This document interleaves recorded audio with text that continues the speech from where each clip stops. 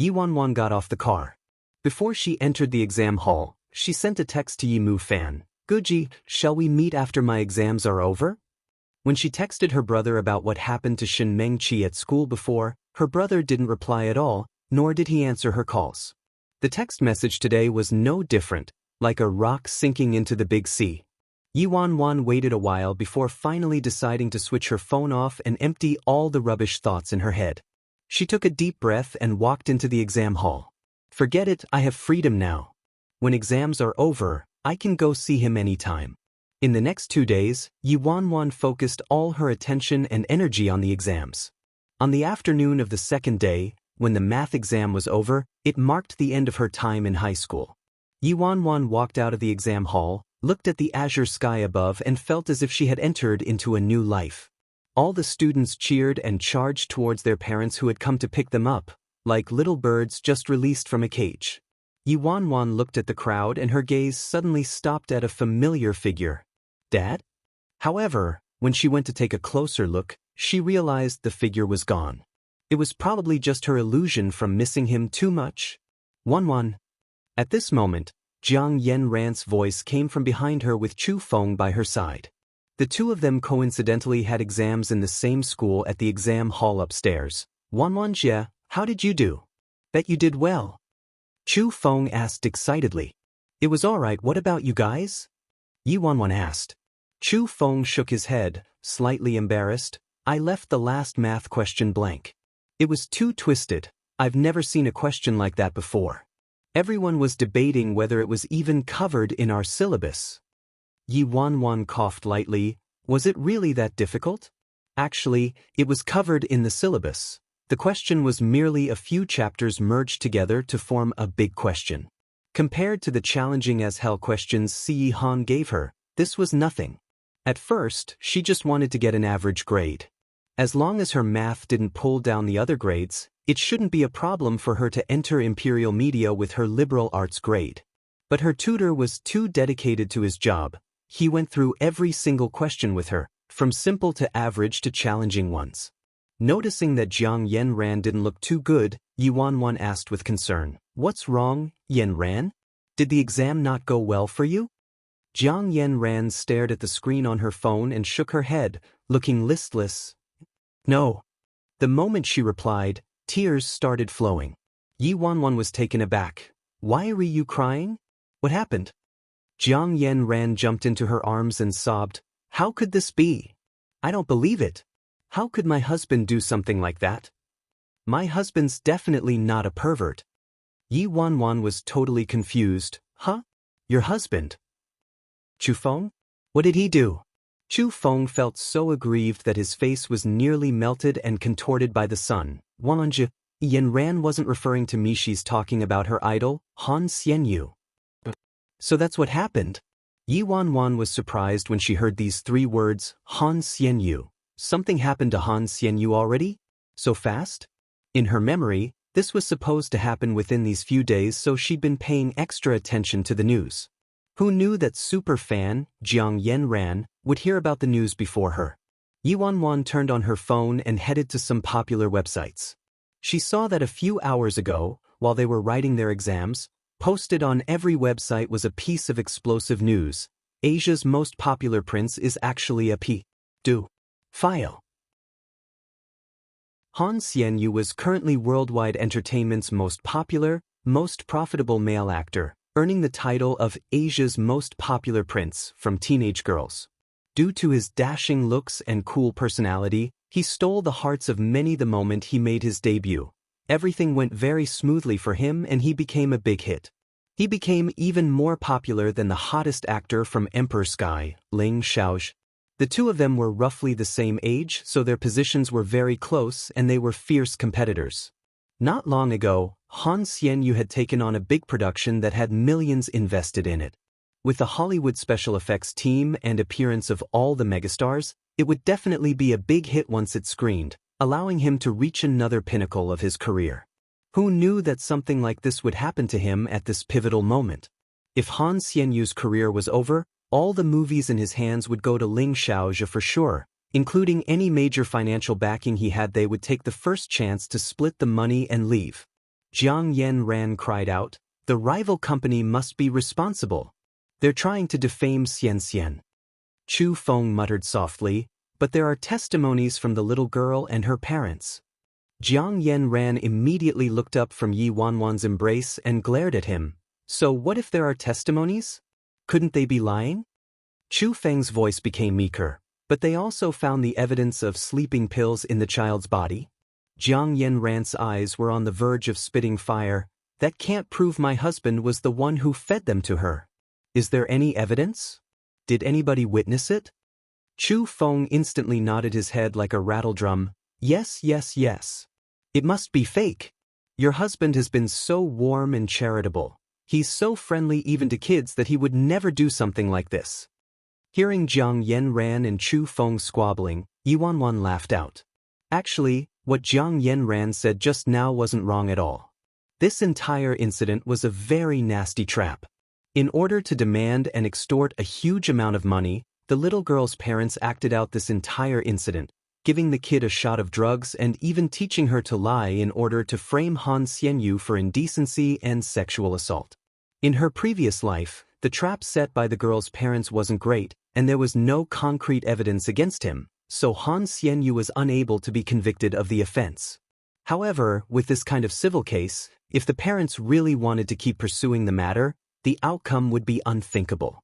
What's worse was it could drag on for many years. Due to public opinion and pressure, the court was also obviously biased, so the company arranged for the star to settle this matter out of court. But a few years later, the little girl probably felt guilty, so she told the truth and finally wiped Han Xianyu's record clean. But his career had already taken a dive because of the scandal. A shining star had fallen just like that. Although Han Xianyu was an actor from the rival company, Yi Wanwan's impression of him wasn't too bad. It was rare to find a popular novice who looked good and was also great at acting. Even her father praised him. Actually, she considered giving him a warning before everything unfolded but thought it was unrealistic. After all, she knew about this only because she had already lived out the future. Since other people didn't know about it, if she really warned him, it would sound quite ridiculous. Jiang Yan panicked. "What should we do? So many people believe that girl and her parents. They even said Xian held charity balls and invited young kids to attend so he could molest those young girls. How could they make such baseless speculations? It's too much." Liked it? Take a second to support novels on Patreon. Yi Wanwan swept through the comments on the website and saw that most people didn't question whether it was the truth or not. They all cursed at him, saying he was a pervert, that the entertainment field was messy, and that Emperor Sky would definitely take this opportunity to trample him. In just a few short hours, the news had already taken over the headlines and hottest topics in various big entertainment websites. Yi Wanwan sighed. Unless the other party admits they were lying to extort a hefty sum of money from him, then. Jiang Yan turned pale. If their intention really was to frame him, why would they admit it? That's right, this is exactly where the problem lay. How do you get the other party to tell the truth? If she waited a few years until the girl told the truth, the flowers would have withered by then, so to speak. Why don't we act more brutal and give them a little scare? Force the truth out of them? Chu Feng suggested. Yi Wanwan shook her head. Right now, Han Xianyu is the accused one. How could he use such aggressive tactics? Furthermore, Emperor Sky must be watching closely for Worldwide to fall from their own mistakes. If they found out Han Xianyu resorted to violence and extortion, he'd have no hope of reprieve. Actually, in her past life when this incident occurred, she'd already thought hard about this problem. And she had really found a solution to it. However, she was limited in her abilities as she'd just made her debut, so it was impossible to help him, a complete stranger. Chu Feng thought about it and offered, as the saying goes, heaven blesses the good man, maybe there will be a turn of events? Jiang Yan nodded dispiritedly, hopefully that's the case. Anyway, before there's any concrete evidence, I refuse to follow the crowd blindly, I trust him. Chu Feng agreed, let's cheer Xian on together. Jiang Yan was touched and hugged Chu Feng. Chu Feng, thank you. Chu Feng's body suddenly became a block of ice, his face was totally flushed and he seemed to be in a trance as he replied, Why are you thanking me? Your idol is my idol. Yi Wanwan, watching their lovey-doveyness, what goes around comes around. An entrance to a certain superior villa in Imperial City. A large horde of reporters crowded around Han Xianyu and his manager the moment he stepped out of his caregiver's car. Han Xianyu, were Mr. and Mrs. Zhao's words true? Did you perform any indecent acts or sexually assault their 10-year-old daughter? All these years, were those so-called charities, aid for sick children and invitations to visit your manor simply ways of satisfying your nauseating appetite? Han Xianyu, are you really a pedophile? Do you have any psychological illnesses? Han Xianyu was in a full black outfit. He wore a pair of oversized shades to hide half of his face and didn't speak a single word throughout. He was protected by his bodyguard and manager as he moved forward. His manager raised his arms to block a few reporters who stuck their microphones in Han Xianyu's face. He raised his voice, "Please make way. Please make way, everyone. The wise man knows that he knows nothing while the fool thinks he knows it all. We will give a satisfactory answer to all these questions once the truth is out." At this moment, one of the reporters pulled out a large photograph furiously and shouted in a piercing voice, "The wise man knows that he knows nothing while the fool thinks he knows it all? How do you explain all these pictures? Many kids were in your private bedroom and laid in your bed. Can we say that you not only violated and sexually assaulted one child, but many others as well?" Actually, the photo the reporter pulled out was no secret. It had been published to the media by the company itself. Liked it? Take a second to support novels on Patreon. A manor under Han Xianyu's name was shaped into a childlike paradise. He often extended invitations to the children he helped before, along with his young fans, generously offering up his place to play. At that time, the company had many photos of Han Xianyu interacting with the kids. Some showed him playing with the children, doing activities and rolling and laughing in the grass. The photo on the bed was just one of many. The bedroom in the photo was, in fact, Han Xianyu's. The bed in his room was in the shape of a pirate ship, so kids really liked it and often jumped onto the bed with him.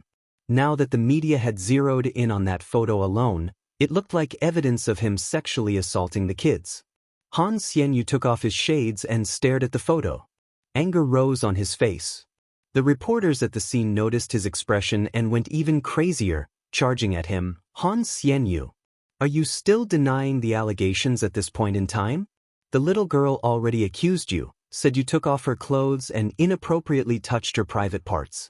You even forced her to perform oral sex on you. How could you do something like that to a child? You're worse than a beast." Han Xianyu paused and silently turned to the reporter who had just spoken. "Say that again." When the reporters finally saw Han Xianyu reacting to their accusations, excitement flashed in their eyes as they turned on their video cameras. The sharp-tongued reporter replied with a scornful look, "Why? Now that you've done it, you don't have the guts to admit it? What outstanding idol, acting like a virtuous young man in the entertainment industry, you're just a hypocrite. Disgusting and perverted. All right, I heard you had a younger sister who passed away due to an illness when she was 6. Now that I think about it, maybe she was harassed to death by you." The moment the reporter said that, a howl akin to a pig getting slaughtered resounded. Han Xianyu delivered a punch to his face. Everyone started shouting at the scene. It was total chaos. He punched someone. Han Xianyu punched someone. He actually punched a reporter. The reporter pushed his buttons too far and angered him. "He's too much. Stop. Xianyu, are you insane?" Despair and astonishment filled his manager's face. But Han Xianyu had already lost all sense of rationality. The manager and bodyguard couldn't hold him back and could only watch as he pummeled the reporter on the ground, punching him continuously. This entire scene was recorded by all the reporters present. In the end, all the security guards were called in and finally managed to disperse the chaotic crowd. The reporter rubbed his severely bruised and swollen face as he glared at Han Xianyu fiercely. "Han Xianyu, just you wait. Justice will prevail. I'll definitely be the one to reveal your true colors." After the chaos, he finally returned home. Han Xianyu dropped onto the sofa with menacing anger from the fight still lingering in his eyes while his manager, Fei Yang, was bogged down with endless calls. At this point, photos and videos of the fight scene had already been uploaded onto the web, spreading the news like wildfire. All the netizens were on the reporter's side and were fired up by his words, "Justice will prevail." The unfavorable public opinion of the star quickly increased. Fei Yang was scolded terribly by the higher-ups in the company. He hung his head with a defeated look and said to Han Xianyu, "Xianyu, you're too rash. I already warned you that you were to remain calm no matter what. Those reporters want juicy news and would provoke you with their words, praying for you to lose control and do something. You're so kind you brought them a knife personally." Fei Yang wanted to continue, but when he noticed Han Xianyu sitting on the sofa without a sound, looking at his little sister's photo on his phone, he finally sighed and stopped. What the reporter said was unacceptable, but netizens wouldn't consider Han Xianyu's point of view and think hard about it. They'd probably even associate what the reporter said with something dirty and nasty. Fei Yang thought long and hard about how to redeem Han Xianyu's image when all of a sudden, Han Xianyu's phone rang. It was a familiar number. It was the father of the little girl. Fei Yang was stunned. He was afraid Han Xianyu would lose control and say something he shouldn't, so he quickly said, "Pass me the phone, I'll speak to him." Liked it? Take a second to support novels on Patreon. Have you received a summons from the court? The piercingly cold voice of the little girl's father came through the receiver. "I'm Han Xianyu's manager, Fei Yang. Zhao De Yong, just let us know how much money you want. We'll give it to you as long as you tell the truth to the media." Fei Yang pressed the recording button and tried to pry the truth out of him to be used as evidence.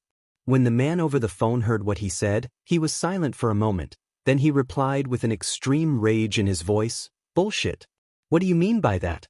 Han Xianyu is a pedophile. He's a pervert. Even if he has money, he can't get away with being morally corrupt, running wild and turning facts upside down." Who exactly is the one turning facts upside down? Fei Yang finally understood how Han Xianyu felt when he lost control. He took a deep breath and replied, "Zhao De Yong, when your daughter was very ill, her medical bills were all paid for by Han Xianyu. How could you accuse him like that? How can you live with yourself? So just because Han Xianyu helped my daughter with her medical bills, I have to let him violate her?" Fei Yang never expected the man to be this shameless. Not only was Fei Yang unable to pry out the truth from Zhao De Yong was acting so indignant and angry to the death. In order to satisfy his selfish desires, Han Xianyu took advantage of my little daughter. He's a bastard. At this moment, Han Xianyu grabbed the phone away from Fei Yang and said, enunciating each word clearly, "Let me tell you, there's no use even if you sue me. I won't give you a single cent." The man over the phone sneered, "Sure, Han Xianyu. Since you're not feeling remorseful for your actions at all, we'll see what happens." After Yi Wanwan left Chu Feng and Jiang Yan ran, she checked her message inbox. In her inbox, the last message was still the one she sent the day before asking her older brother out. He hadn't replied. The corners of Yi Wanwan's lips curled upwards as a spark ignited in her eyes. "You really want to push me to the extreme, don't you?" Yi Wanwan sent another text over leisurely, "Call me within 10 minutes. Otherwise, the little video clips of you sleeping around with hot girls and famous models will be sent to Shin Mengqi's email inbox." After she sent the text, Yi Wanwan stood at the same spot and counted in her heart. 1, 2, 3, 4, 5, 6. The moment she reached 9, her phone rang and on the screen were the words, "The unrivaled and most handsome guy in the world." She jumped with shock. Yi Wanwan picked up the phone slowly. "Hello. Yi Wanwan. Don't you dare." The exasperated voice of Yi Mu Fan came through the receiver. Yi Wanwan giggled. "Oh, this busy man finally has the time to call back? Why wouldn't I dare? Anyway, a person like me is capable of anything, right?" Yi Mu Fan gritted his teeth. "How could you have those video clips?" "I secretly took them. Nobody said I wasn't allowed." "Yi Wanwan, you pervert." Yi Mu Fan shouted and then suddenly regained his senses. "Stop trying to scare me. How could you possibly have those things? You thought I'd really fall for that? Furthermore, Meng Qi knows about my past, she wouldn't do anything even after watching them. Yi Wanwan was about to speak when the sloppy voice of a stranger came through the receiver from Yi Mu Fan's side. I, place your bets, place your bets. Yi Mu Fan, are you still playing or not? If you are, then hurry and place your bet now, I don't have all day. Got it? Stop rushing me. I'll be there soon. Yi Mu Fan replied, annoyed. Yi Wanwan heard the noise on Yi Mu Fan's side and her face changed. Yi Mu Fan. You're gambling again? Liked it? Take a second to support novels on Patreon. Yi Mu Fan's voice froze. Mind your own business. It's my life. Fire arose in Yi Wanwan's eyes. Does Shen Meng Qi know you're useless and spend your time idling all day long? As he was born with a silver spoon in his mouth and was also the only grandson in the family, Yi Mu Fan was spoiled to the point where he became self-satisfied, unwilling to work hard to improve himself. He was also hedonistic. He took pleasure in hanging out with a gang of scoundrels all the time, in addition to fighting, racing, gambling, fooling around with women and loafing through life. But there was no denying he was very good-looking and had a smooth way of talking to people. He was also normally very kind to this little sister of his. No matter where he went, he never forgot to prepare a special present for her. Also, all she had to do was give him a call for help and he'd drop everything to help her no matter what he was doing.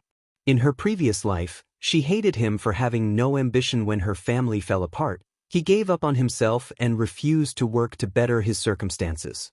Yi Mu Fan's relationship with her also soured further when she discarded her dignity and allowed Gu Yuzhe to take advantage of her. Whenever they saw each other, they usually ended up in a big fight, incapable of communicating with each other. By the end, they stopped talking altogether.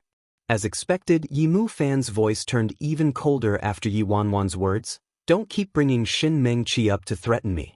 Anyway, to all of you, I'm just a useless piece of garbage. Meng Qi's not like you. She never criticized me for anything. Never looked down on me. That's because she doesn't even care about you. You dumbass. Yi Wanwan shouted, unable to hold herself back anymore. Yi Mu Fan was instantly agitated by Yi Wanwan's words and sneered. TSK, you think I'm dumb? You think I'm useless, just idling all day long?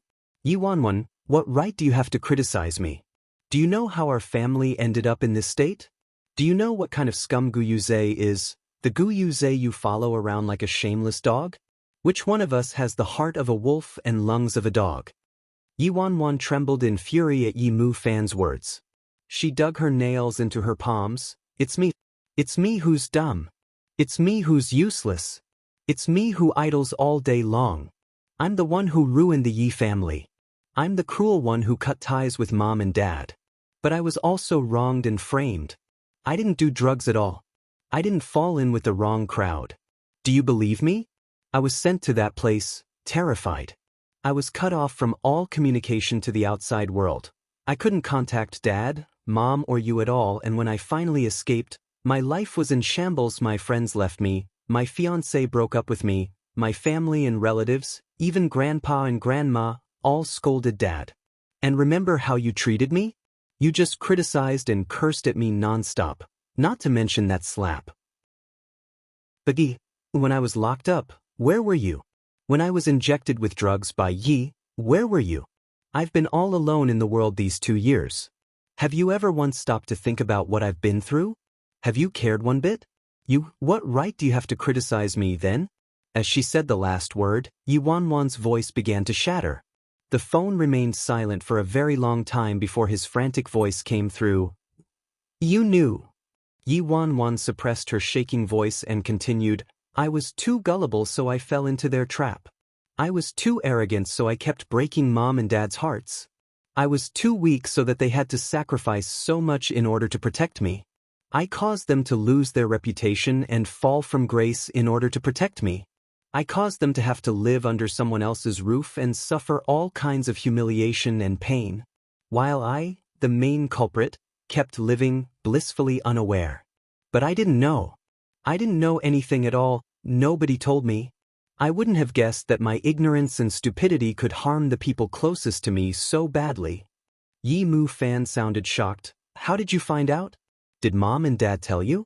No, impossible, they'd never tell you. Doesn't matter how I found out. Yi Mu Fan, if you want to continue wasting your life then go on. If you want to continue believing in an outsider, it's up to you. I'll be the one taking care of and protecting mom and dad next time. I'll take revenge for the Yi family. Yi Wanwan hung up without waiting for Yi Mu Fan's response. After the phone call, Yi Wanwan returned to Jean Garden, preoccupied with her thoughts. When she made this phone call, she was already a little on edge. But now with the guilt and self-reproach combined from her two lives, in addition to the nasty criticism from her brother who never spoke so harshly to her in the past, she couldn't keep it together anymore. Yi Wanwan took a deep breath and tried her best to control her emotions. At this moment, her phone rang with a ding, and a piece of entertainment news popped up. Yi Wanwan opened the article and saw that a media company had published another explosive piece of news. Han Xianyu had attacked a reporter in a moment of rage. All the netizens scolded him, with the situation becoming more and more unfavorable towards Han Xianyu. For these sudden scandals, the celebrity had to prove his innocence within a certain time frame. If the scandal was dragged out for a long time, the public would be left with a bad impression even if the star was eventually proven innocent. I have to quickly talk with Han Xianyu's people and turn the situation around before it's too late. However, before I can settle things, I need a suitable identity. With that thought, Yi Wanwan was at a loss. Actually, she had stumbled into this problem before because the conditions Si Han laid out in exchange for her freedom included a very strict rule: no attracting the opposite sex. How could she ever fulfill that? Thankfully, I didn't decide to be a celebrity. Otherwise, this clause alone would prevent me from doing anything. But even working behind the scenes, this face of mine will never be completely safe. She thought about whether she wanted to use her exotic, heavy makeup look, but it was impractical. The entertainment field wasn't the same as school, it was much crueler and more realistic. Furthermore, the entertainment field was a place where looks were of utmost importance. With that terrifying face, she'd scare people off even before she could start talking about working together. Yi Wanwan used all her brain juices to think of a solution when a pair of familiar footsteps and the clear voice of a man came from behind her. You finished your exams? Yi Wanwan immediately turned her head and saw a certain someone dressed in a completely black suit, looking pleasing to the eye as usual. You're back. So early? I thought you said that you had a meeting today? It's over. Oh. Si Han stared at her for a few seconds and then suddenly asked, You didn't do well? Yi Wanwan blinked her eyes in confusion. Ah? Nope, I think I did quite well this time. Everyone complained about how hard the last math question was, but I was able to do it. Anyway, what made you suddenly ask if I didn't do well? Si Han replied, You're unhappy. Yi Wanwan was slightly speechless. I went to wash my face when I arrived home and even took a very long time to readjust my feelings, yet he could still tell I'm unhappy? Yi Wanwan coughed lightly. It's not that I'm unhappy, I just have a problem I can't solve. What problem? Si Han loosened the tie on his collar and sat down on the sofa. Yi Wanwan thought about the best way to phrase her sentence before shifting closer to him. It's like this, baby, there's a rule in the agreement you set previously, the one that states I'm not allowed to attract the opposite sex. I think this rule is too unreasonable. Si Han glanced at her. Unreasonable? Yi Wanwan instantly nodded her head. That's right, that's right. Think about it, how beautiful is your girlfriend, don't you know? With my face, how could I not attract any suitors? Even if I don't want to be a celebrity in the future, I might not even be 100% safe just working behind the scenes. So could you please remove this rule? After all, any attraction to me would be due to my face. It's not me who wants to attract the men. Si Han cast a sidelong glance at her when he heard her shameless proclamation, How beautiful is your girlfriend, and replied, I never said it was reasonable. Upon hearing Si Han's, must the rules set by the king be reasonable tone, Yi Wanwan was left without any words to rebut him. Fine. Your servant will think of a way, all right? Yi Wanwan scratched her head in frustration. I could cover this face with thick makeup, but it's a disadvantage to be that ugly in this industry. So what's the best way to completely prevent the opposite sex from being attracted to me? I've thought about it over and over again, and could only come up with one solution. Si Han looked at her, interested to know the answer. Thus, Yi Wanwan paused and she looked at Si Han with sparkling eyes. The solution is to dress as a man. I won't attract any suitors then. I'm a total genius. With regards to Yi Wanwan's mind-blowing idea, Si Han's expression was, Yi Wanwan skipped over and tried her best to sell the idea to him. Don't you think this would be the safest way? Then next time, baby, you wouldn't have to worry about me attracting other men. The more Yi Wanwan thought about it, the more feasible it seemed. This face of hers was pretty troublesome, and it was already pretty inconvenient for a girl like her to be in the entertainment industry.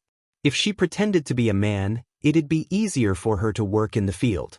The best thing was that her looks wouldn't go to waste since pretty boys were a trend now. Si Han supported his head on one hand and his eyes shifted a little. Yi Wanwan couldn't tell whether he agreed with her idea or not. What this little wretch said makes some sense, but I somehow feel like there's something wrong somewhere. Yi Wanwan muttered softly, Wanwan's already trying her very, very, very best to follow your rules. As she spoke, Su-yi walked over from the kitchen to inform them that dinner was ready. When Yi Wanwan saw Su-yi, she immediately tried to make him an ally. She hurriedly waved him over. Housekeeper Su, come over. I have something I need your opinion on. Me. Su-yi first glanced at his master before making his way over suspiciously. Yi Wanwan immediately said, It's the summer holidays now and I'll be going to university very soon. I already went through most of the syllabus for university and I'll definitely focus all my energy on my work in future, but this face of mine is not so good for keeping a harmonious family. In order to prevent some unnecessary trouble, I came up with the idea of dressing up as a man. What do you think? Isn't it great? While speaking, Yi Wanwan gave Su-yi a secret nod, trying to tell him that they were on the same team. Dress as a man? Su-yi genuinely thought there was a big hole in Yi Wanwan's brain. But if Yi Wanwan pretends to be a man, there wouldn't be any other men harassing her anymore, right? The skies will be clear as long as Master doesn't get jealous. Su-yi thought about it earnestly and found it a surprisingly sound idea, so he spoke up. It's indeed more convenient to be a man and safer for you too. Yi Wanwan was surprised. Baby, look, housekeeper Su also agreed. When Yi Wanwan finished speaking, she discreetly opened a web page on her phone for him to see. Baby, I have to quickly start working and earn money. Look. I've already chosen the props I want to use in future.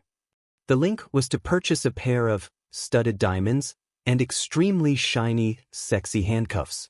Si Han, okay. Finally, things were settled. Yi Wanwan let out a yelp and kissed Si Han. Many years later, people often asked this wise and strategic man, the most outstanding master in the history of the Si family, whether he made any bad decisions in life. Each time someone asked him this question, Si Han thought back to this day. And a certain male housekeeper also expressed sorrow at the way his life had been drastically affected. After she overcame this big obstacle, Yi Wanwan then moved on to the next step of her plan. She disguised herself as a reporter and added the little girl's father, Zhao De-yong, on his personal WeChat and QQ.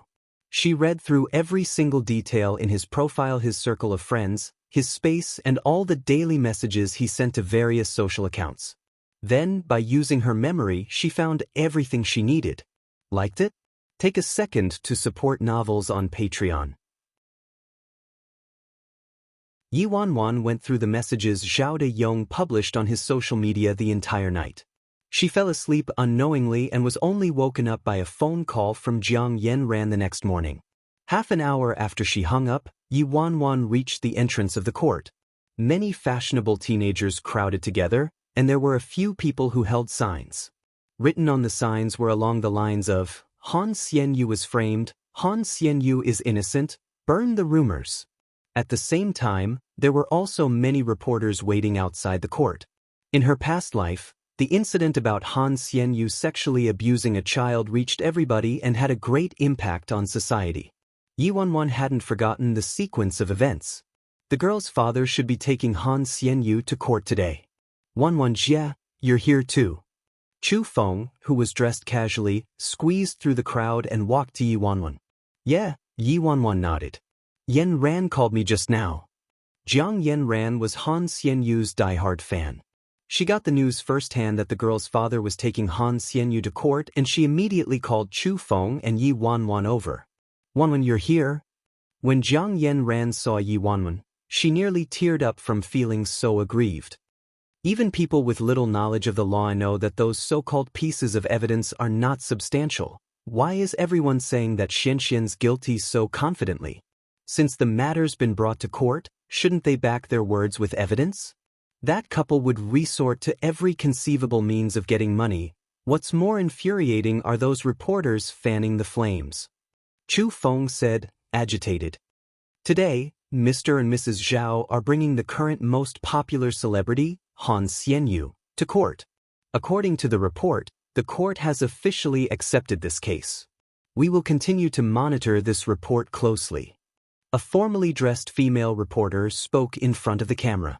Quite a number of people at the court entrance joined in on the buzz. Each person had their own opinion about the case. All these celebrities now are really dirty. He won't even let a little kid off. Exactly. That Han Xianyu changed his villa into a theme park and said he was doing charity work the whole time, but it was all to do something so perverted. He's worse than a beast. Mr. and Mrs. Zhao's little girl is really pitiful. Why was she targeted by that bastard? He left such a big shadow over that little girl. I'm sure this little girl isn't the only one who was abused. If Mr. and Mrs. Zhao didn't bring this matter up, I'm not sure how many others would suffer in silence. Damn, are all these people idiots? Hearing the crowd call Han Xianyu a bastard, Chu Feng was fuming and looked like he was about to charge up to argue with them but was stopped by Yi Wanwan. What are you doing? Wanwan Jia, they don't even have any evidence. They're saying it's raining when they only heard the howling of the wind. The court hasn't given their verdict, yet these people are convicting my idol of the crime already. How could they? Chu Feng gritted his teeth. Yi Wanwan, are you sure that Han Xianyu's your idol? This guy's fallen too deep. Aren't you tarnishing Han Xianyu's name if you argue with them? Then people would just start saying that Han Xianyu's fans were making a scene. Chu Feng paused, nodded and looked at Yi Wanwan in a daze. Wanwanxia, you're right? Jiang Yen Ran nodded. We must never be swayed no matter what other people say. Han Xianyu's fans weren't bad. They were simply holding their banners up and weren't arguing with anybody. Meanwhile, the reporters at the court entrance tried to influence public opinion, provoking the crowd to convict Han Xianyu of the crime directly. When those gossipy passerbys overheard Jiang Yen Ran's conversation, they all shot disdainful looks at their group. All these youngsters can't tell right from wrong.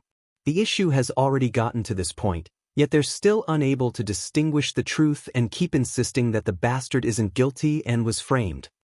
They actually support those kinds of bastards who wouldn't even let a child off. Their brains must be damaged.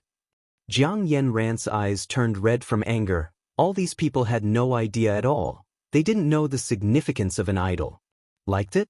Take a second to support novels on Patreon. At this moment, a tall and skinny reporter with a pointy mouth and a chin like a monkey's squeezed through the crowd to get to Jiang Yen Ran. At the same time, she made the cameraman point the camera at her. She was up to no good. Miss, may I know if you're a fan of Han Xianyu? The lanky reporter asked in an odd tone. Jiang Yen Ran looked straight into the camera and responded resolutely, yes. The reporter then passed the microphone over. With regards to the incident of Han Xianyu sexually abusing a little girl, what are your thoughts?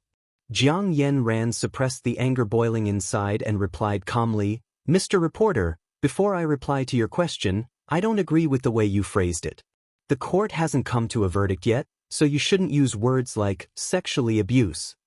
The reporter sneered. The girl's statement has already been publicized and traces of the sleeping pill have also been found in her body and were reported very clearly in the medical report. Many insiders, even Han Xianyu's ex-girlfriend, already divulged that Han Xianyu's a pedophile. It's an open secret in the industry.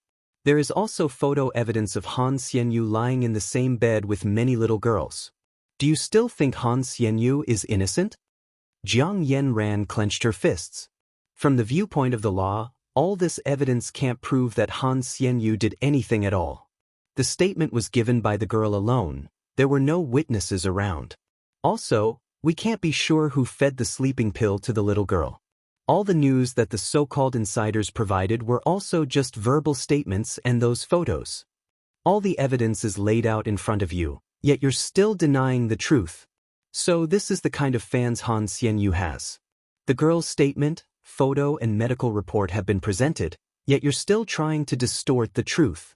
Like idol, like fans? The reporter interrupted Jiang Yanran in a fit.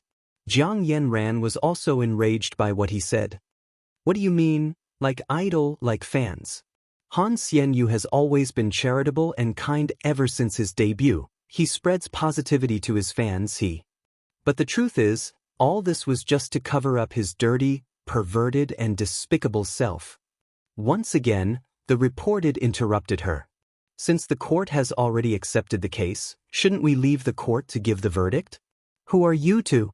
With such irrefutable evidence, do we still need to wait for a verdict from the court? Or is it that Han Xianyu was unable to bribe the little girl's parents and wants to pressure the court instead? Let me tell you, no matter what the court's verdict is, the fact that Han Xianyu sexually assaulted a little girl will never change. If the court is unable to bring justice to the victims, then we reporters have to seek justice for them instead. The reporter yelled. The lanky reporter's words suddenly incited all the other reporters to join in. That's right. We must seek justice for the victims. Don't think you can screw over people just because you're rich and powerful. You think just because you have fans, you'll be able to change public opinion? In your dreams. Remove this public cancerous tumor. Let's get the fans to face the truth. How could a pretty girl like you be so cruel? The entire life of that little child was ruined by that bastard, yet you're still speaking up for him. Are you even human? I was merely speaking the truth. The truth is that Han Xianyu is a despicable and filthy pervert. Jiang Yanran tried to reason things out calmly, but nobody wanted to speak reason. Nobody bothered about the rationality of the evidence and all of them just attacked her, shoving the camera in her face. Chu Feng was squeezed out of the crowd and became anxious, seeing that the situation was getting out of hand and Jiang Yanran was being attacked from all sides. Oh, kicked me. At that moment, the cameraman next to Jiang Yanran suddenly felt a sharp pain on his calf and his body tilted to one side, knocking the camera of another reporter to the floor. Both of them started fighting. While the crowd was in chaos, Yi Wanwan quietly sneaked to Jiang Yanran's side and swiftly placed her jacket over Jiang Yanran's head. Let's go. Don't be silly. You can't reason with these people. Liked it? Take a second to support novels on Patreon. The three of them finally managed to disentangle themselves from the reporters surrounding them. Yanran, are you okay? Are you hurt? It's all my fault. I didn't protect you properly. Chu Feng blamed himself. Jiang Yanran stood rooted to the ground in a daze, not saying a word, having gotten a big blow from what just happened. Yi Wanwan hugged her lightly, then turned to Chu Feng and said, "Take Yanran back. It's better for her not to leave the house for now." The reporters would never let this juicy news go. They'd definitely use this interview with Jiang Yanran to craft an article. As expected, the interview with Jiang Yanran was taken out of context by the reporters and posted all over the internet. Fans of Han Xianyu were labeled as brainless, and whoever spoke up for Han Xianyu was attacked viciously by the righteous people. Following that, Southeast Daily newspaper, where that lanky reporter was from, uncovered even more explosive news. An ex-employee who had worked at Han Xianyu's villa revealed that he often saw Han Xianyu disappearing with little girls for entire afternoons and the cries of the girls could be heard from his bedroom. This news gave rise to more speculations from the public. All the evidence pointed to the fact that Han Xianyu sexually assaulted the little girl. Just a simple piece of celebrity gossip quickly became the hottest topic in town. In front of an enormous mirror, Yuanwan lowered her head and rolled up her sleeves leisurely. The corners of her rosy lips curled upwards, and in the next second, she suddenly raised her head. Her stunning face was warped by a stern and indifferent appearance. The warm beauty of a teenage girl slowly faded away. At this moment, Worldwide Entertainment was completely surrounded by furious reporters and agitated civilians. There were a few broken windows, the entrance was littered with rotten vegetables and eggs, and there was even the stench of urine. Every single day, around the clock without fail, there were protesters shouting and holding banners up, "Kick Han Xianyu out of the entertainment industry." Worldwide Entertainment is protecting scum. Seek justice for the victim. In the meeting room of Worldwide Entertainment, everyone hung their heads low and didn't speak a word. The atmosphere was so heavy that it was almost frozen. The incident has already escalated up to this point. Groups of people have been at our office cursing us for days, yet each one of you here is mute now. How do we solve this issue exactly? All of you better give me a solution by today. The chairman of Worldwide Entertainment, Chu Hongguang, threw a pile of newspapers on the meeting table and howled in a violent rage, his plump body trembling with anger.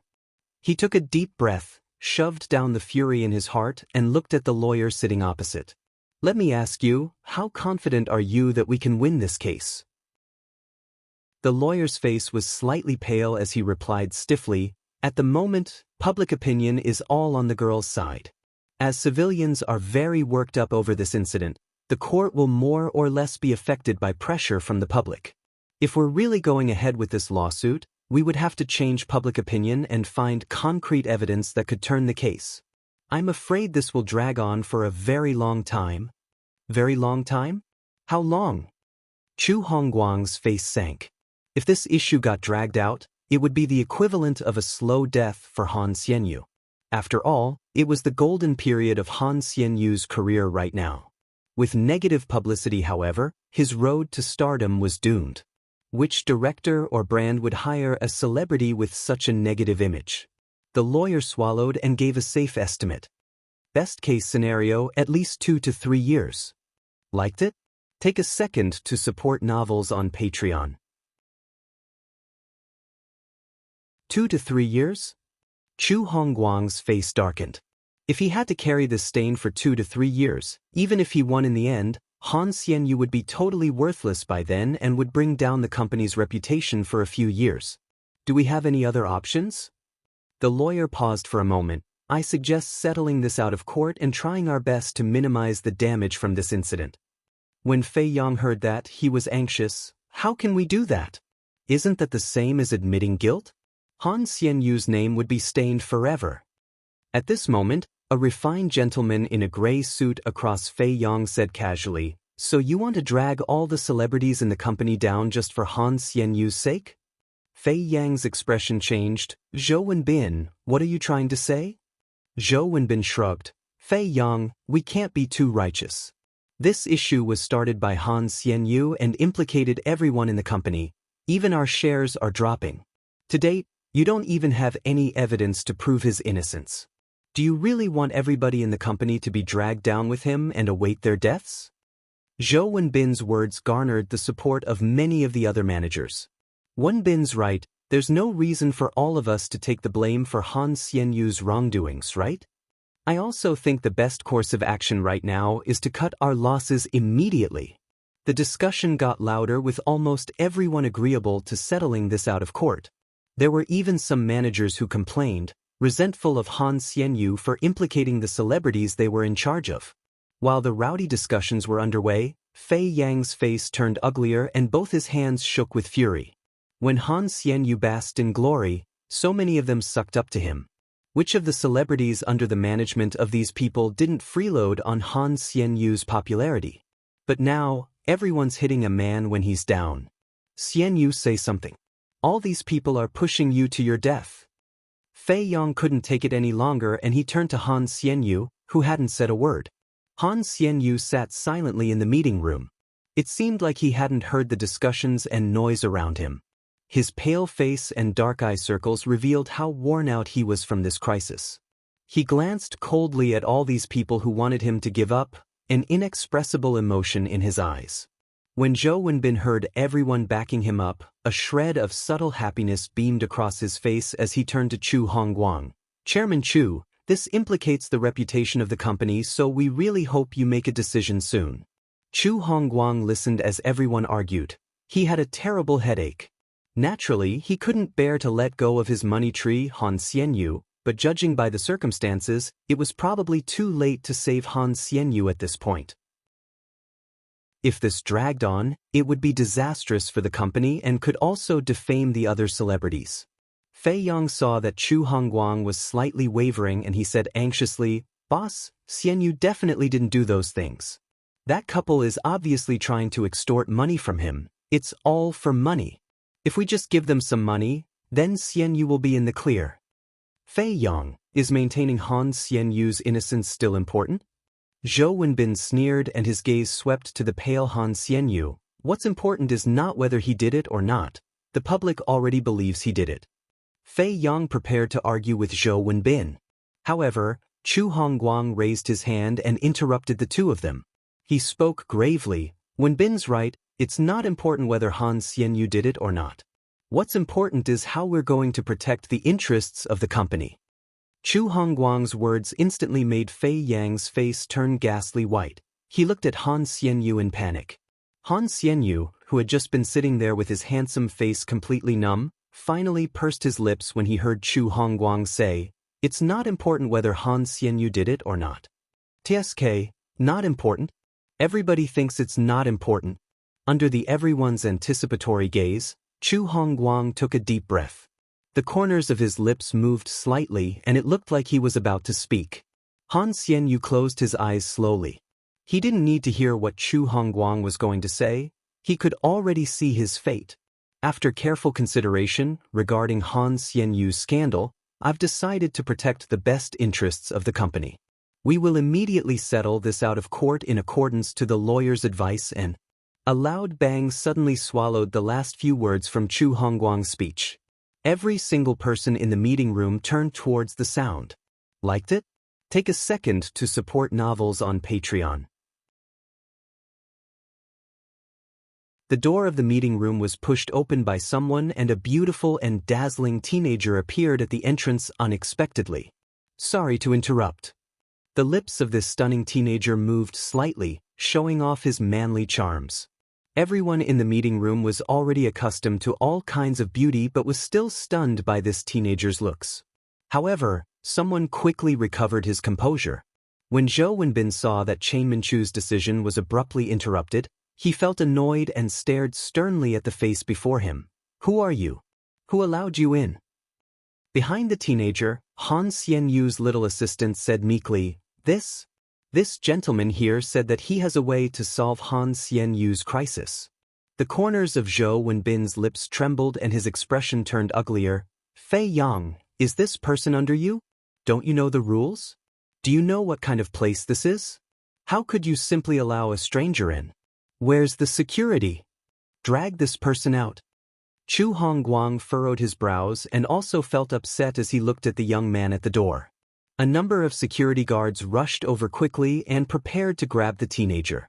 However, the teenager's mocking gaze swept across the brawny security guards. The smirk on his face widened as he continued to stand there and said calmly, "If Chairman Chu wants to personally destroy this money tree, then you may get security to escort me out." The little assistant was also worried about this mess. She only realized her recklessness for allowing a stranger in after being scolded. But when she saw the unclouded gaze of the young man, she felt a strange peacefulness. It seemed like Chu Hongguang was hit with a piercing blow right at his weak spot by the words, money tree. His gloomy face was stunned and just as the security guards were about to take action, he suddenly said, "Wait." The security guards immediately stopped moving. Zhou Wenbin's face darkened further and there was a hint of unease in his eyes. Chu Hongguang looked sternly at the teenager. "Our friend here, who exactly are you and do you really have a solution to Han Xianyu's incident?" "That's right." The teenager spoke calmly and curled his lips, making his face appear even more stunning. Many managers in the meeting room were secretly astonished by the look of this teenager. They couldn't help but wonder where this beautiful boy popped out from. Chu Hongguang frowned slightly. He really couldn't bear to let Han Xianyu go. If he had a choice, he would never chop this money tree off. When he heard the teenager had a solution, even if it was just a shred of hope, he'd definitely grab hold of it. He asked eagerly, "What's your solution?" Zhou Wenbin saw that Chu Hongguang was persuaded and immediately stared at the teenager, a hint of gloominess in his eyes. As long as Han Xianyu was gone, the male celebrity he managed, who was qualified to act in the same roles as Han Xianyu, would be able to ride on Han Xianyu's coattails and become famous immediately. He had waited for this chance for so long and finally had an opportunity to destroy Han Xianyu had appeared. How could he simply let someone else mess this up for him? "Boss, we don't even know who this person is. How can we trust him? What if he's a spy from Emperor Sky?" The teenager stroked his sleeves when he heard that and smirked. "If I'm a spy from Emperor Sky, I would be throwing a party at this moment. I'm afraid I wouldn't have the time to visit your company."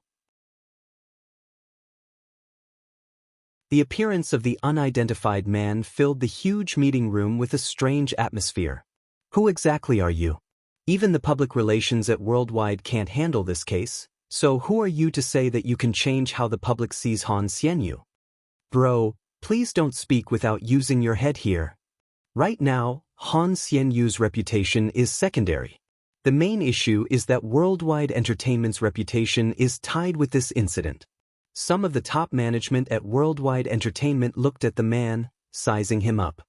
"Chairman Chu, don't listen to the flowery speech of this guy. He must be a secret agent sent by Emperor Sky to scout for information." Zhou Wenbin stood up.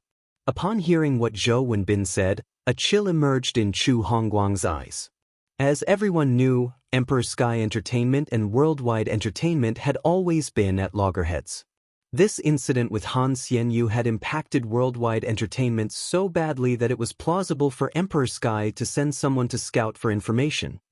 Secret agent? The teenager looked at Zhou Wenbin as he smiled mockingly and sneered. "With this level of intelligence, it's very hard for me to understand how you actually managed to be included in Worldwide Entertainment's board meeting." Zhou Wenbin was taken aback for a second, then his eyes widened as he shouted, "Bastard, what did you say?" "What did I say?" The teenager shrugged. "Everyone here knows I just called you an idiot." Zhou Wenbin's face turned slightly sinister. "This punk who just came out of nowhere actually barged into our meeting room and called me an idiot in front of all my superiors and managers." "Security! Security!" Zhou Wenbin suddenly yelled, "Take this garbage out." Hearing the explosive anger from the meeting room, the few security guards on standby quickly surrounded the teenager again. "What are all of you just standing there for? Didn't you hear what I just said?" Zhou Wenbin glared at the guards. "Ugh." The teenager shook his head. He didn't even bother to glance at Zhou Wenbin's commotion and instead directed his gaze at the man in the main seat, Chu Hongguang. It's been said that Worldwide Entertainment's chairman, Chu, has extraordinary courage, but what a pity it was all hearsay. It turned out that in the board meetings, it's actually a nobody manager who calls the shots. It's been quite the eye-opener today. An apathetic smile appeared on the teenager's flawless face. Unknown? Zhou Wenbin was nearly driven to his death by anger. Chu Hongguang furrowed his brows. He shot Zhou Wenbin a look before he turned to the security guards and ordered, "All of you, get lost." After the security guards left, Zhou Wenbin gritted his teeth. "Chairman Chu, this guy he..." But this time, Chu Hongguang waved him off and interrupted him before he could finish. Zhou Wenbin noticed that Chu Hongguang didn't look too happy, so he had no choice but to keep his anger in. He'd been provoked by this little punk just now, which messed with his mind. Otherwise, he wouldn't have gone beyond his authority and called for security. "Chairman Chu, with Worldwide Entertainment's current predicament, do you think Emperor Sky needs to send someone over to gather information?" the teenager asked in return. Chu Hongguang pondered about it and did not respond. It was just as this man had said. With the current situation at Worldwide Entertainment, everyone knew that no matter what, it was impossible for them to reverse their fortunes, so there was no need for Emperor Sky to send spies. "What's your name, young man? What advice do you have, coming all the way to my Worldwide Entertainment?" Chu Hongguang asked plainly. Your humble servant goes by the name Yi Bai. I can't tell you what my motive is, the teenager said as his smile gradually faded away. I'm here today just to make a deal with your company. The bargaining chip is proving Han Xianyu's innocence and eradicating all negative influences on worldwide entertainment as a result of this incident. Liked it? Take a second to support novels on Patreon. Upon hearing the teenager's so-called bargaining chip, everyone in the meeting room was taken aback, including the main person involved, Han Xianyu. He didn't look as calm as before. Han Xianyu finally raised his head slowly with a mixed expression in his blank and numb eyes as he looked in the direction of the teenager. Zhou Wenbin gave a contemptuous look. What a joke! Who do you think you are? Fei Yang was stunned for a moment before he retorted, Zhou Wenbin, the boss hasn't even said a word, yet you're over here being a pain. Are you scared someone's able to prove Xianyu's innocence? Zhou Wenbin sneered, Fei Yang, I think you've lost your mind. This incident is all because of the pressure from the public. Even Worldwide doesn't have the ability to prove Xianyu's innocence, yet you think this guy can change the public's view? Who on earth is he? Although what Zhou Wenbin said wasn't nice, Fei Yang knew he was right and kept silent. The teenager was unbothered about Zhou Wenbin. He looked at Chu Hongguang and said very calmly, Chairman Chu, since Worldwide is at its wit's end, why not give it a try? If you win, obviously the outcome would be favorable, but even if you don't, there's nothing to lose, there would be no negative impact on Worldwide, right? Chu Hongguang considered the offer for a moment before finally responding, Mr. Yi, right? I don't care who you are, but if you really can deliver what you mentioned and solve this crisis, then Worldwide would thank you indefinitely. But if you're here to cause trouble, then... Chu Hongguang didn't finish his sentence, but everyone could see the warning and threat in his eyes. The teenager smiled slightly like he didn't notice the intimidation in Chu Hongguang's eyes. Chairman Chu's a straightforward man. You'll find out very soon whether what I said is the truth or not. Oh, how would I find out? Chu Hongguang raised his brows. The teenager laughed. Within 7 days, I can prove Han Xianyu's innocence. 7 days? A hint of suspicion appeared on Chu Hongguang's face. Zhou Wenbin's expression changed and he suddenly stood up, pointing at the teenager. Even if we let you give it a go, you can just tell us directly what great abilities you have. Why do you need to beat around the bush? I think you're just bluffing and putting on a show. When he finished speaking, Zhou Wenbin turned to look at Chu Hongguang and said, Chairman Chu, we really don't know where this person came from. He's so young. Who knows what exactly his intentions are? How can we trust the words of a person like him so easily? Chu Hongguang furrowed his brows. His head was aching badly from all the squabbling around him. While he was still deep in thought, a hoarse voice suddenly interrupted the silence. I trust him. In the meeting room, everyone was startled and immediately turned towards the source of the voice. And they realized that the person who spoke was actually the droopy-eyed and silent Han Xianyu. Han Xianyu lifted his head and his haggard eyes met the glistening eyes of the teenager. He took a deep breath, stood up, and scanned the people around him. His gaze finally stopped at Chu Hongguang. Chairman Chu, I trust him. Everybody had abandoned him, but now, there was one person who stood up and wanted to prove his innocence. Chu Hongguang's expression was somewhat mixed. Han Xianyu hadn't said a word since the start, and this was the first comment he made. Chu Hongguang sighed. All right then, Xianyu, it's not like the company doesn't want to help you. If this friend here really has an idea that works, I'll give him my fullest support. After that, Chu Hongguang turned to the teenager. What do you need us to do? The corners of the teenager's lips curled upwards slyly. Watch a show. When everyone heard how arrogant the teenager was, they started talking amongst themselves with doubt and mockery. Chu Hongguang laughed. You're very confident, young man. Tell me your conditions. The teenager glanced around. Should I discuss my conditions with just Chairman Chu or everyone else too? Understanding the hint behind the teenager's words, Chu Hongguang waved and ended the meeting, forcing everyone out of the room. Before he left, Zhou Wenbin paused in front of the teenager and glared sternly at him. Damn it, This issue was almost finalized, but this guy messed everything up. I have to wait and see what tricks he has up his sleeve. After a while, there was only the teenager and Chu Hongguang left in the meeting room. Please continue. Chu Hongguang lit a cigar. The teenager sat on the leather chair opposite and went straight to the point. Firstly, I would like a job opportunity at Worldwide. Chu Hongguang replied very frankly, that's easy. If you're really able to help Han Xianyu get over this crisis, Worldwide would naturally want a talent like you. What else? The teenager was silent for a second before continuing. Secondly, I would like a property under Chairman Chu's name. Chu Hongguang took a drag on his cigar and raised his brows slightly. A property under my name? Which property are you referring to, my friend? The teenager concealed the darkness in his eyes and replied in a composed manner, Golden Seas. Hearing the teenager demands, Chu Hongguang paused. Young chap, you really know how to pick them. Previously, after Yi Xiaoting went bankrupt, even the old house was auctioned off by the court. In order to deal with this arch-enemy of his, Chu Hongguang bought this particular property as his spoil of war. The teenager smiled. The district is priceless. Any normal person would ask for it too. Chu Hongguang indicated that he understood. Sure, not a problem. Upon getting a positive response from the chairman, the teenager was much more relaxed as he stood up. Then, Chairman Chu, I wish us success in our cooperation. That's right. I will wait for your good news then. After they were done chatting, Chairman Chu courteously got someone to walk the teenager out. It was only when Yi Wanwan left the building of Worldwide Entertainment that her tense nerves started to relax.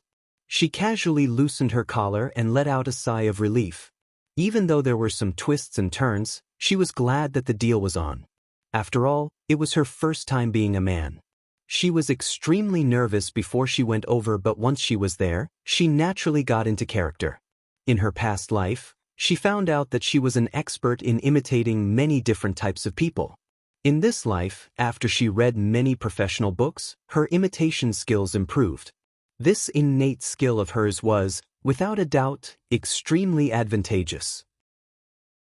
Yi Wanwan was getting ready to return home when the hoarse voice of a man suddenly came from behind her. Mr. Yi Bai, please wait. Yi Wanwan stopped in her tracks and turned towards the person. Mr. Han. Han Xianyu had always been dazzling and attractive in public, and he was always the confident Han Xianyu in people's eyes.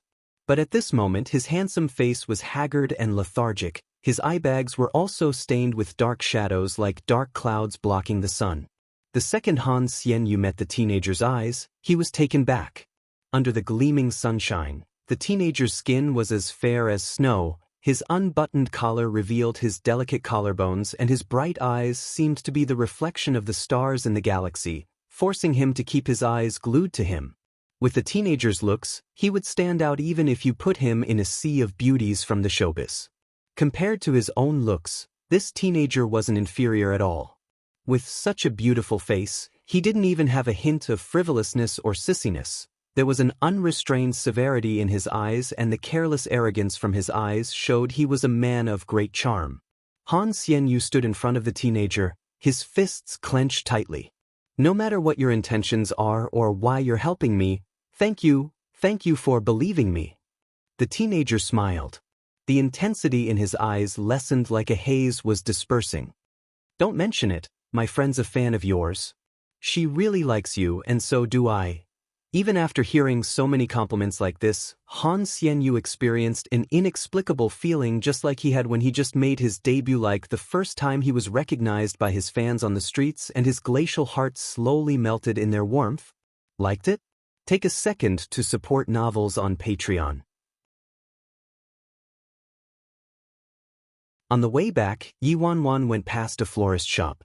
Initially, she wanted to have a meal with Si Han after the negotiation, but when she woke up this morning, Si Han had already left for work, so she wasn't able to ask him. To prevent a volcano from erupting, she must never forget to pacify him on a daily basis. Hello, welcome. In the florist shop, a girl in a green dress greeted her as usual when she heard the bell on the door. She subconsciously turned to look at the customer. All she saw was the slender hand of a young gentleman pushing the glass door open. He was dressed in a white shirt and had short, flaxen hair.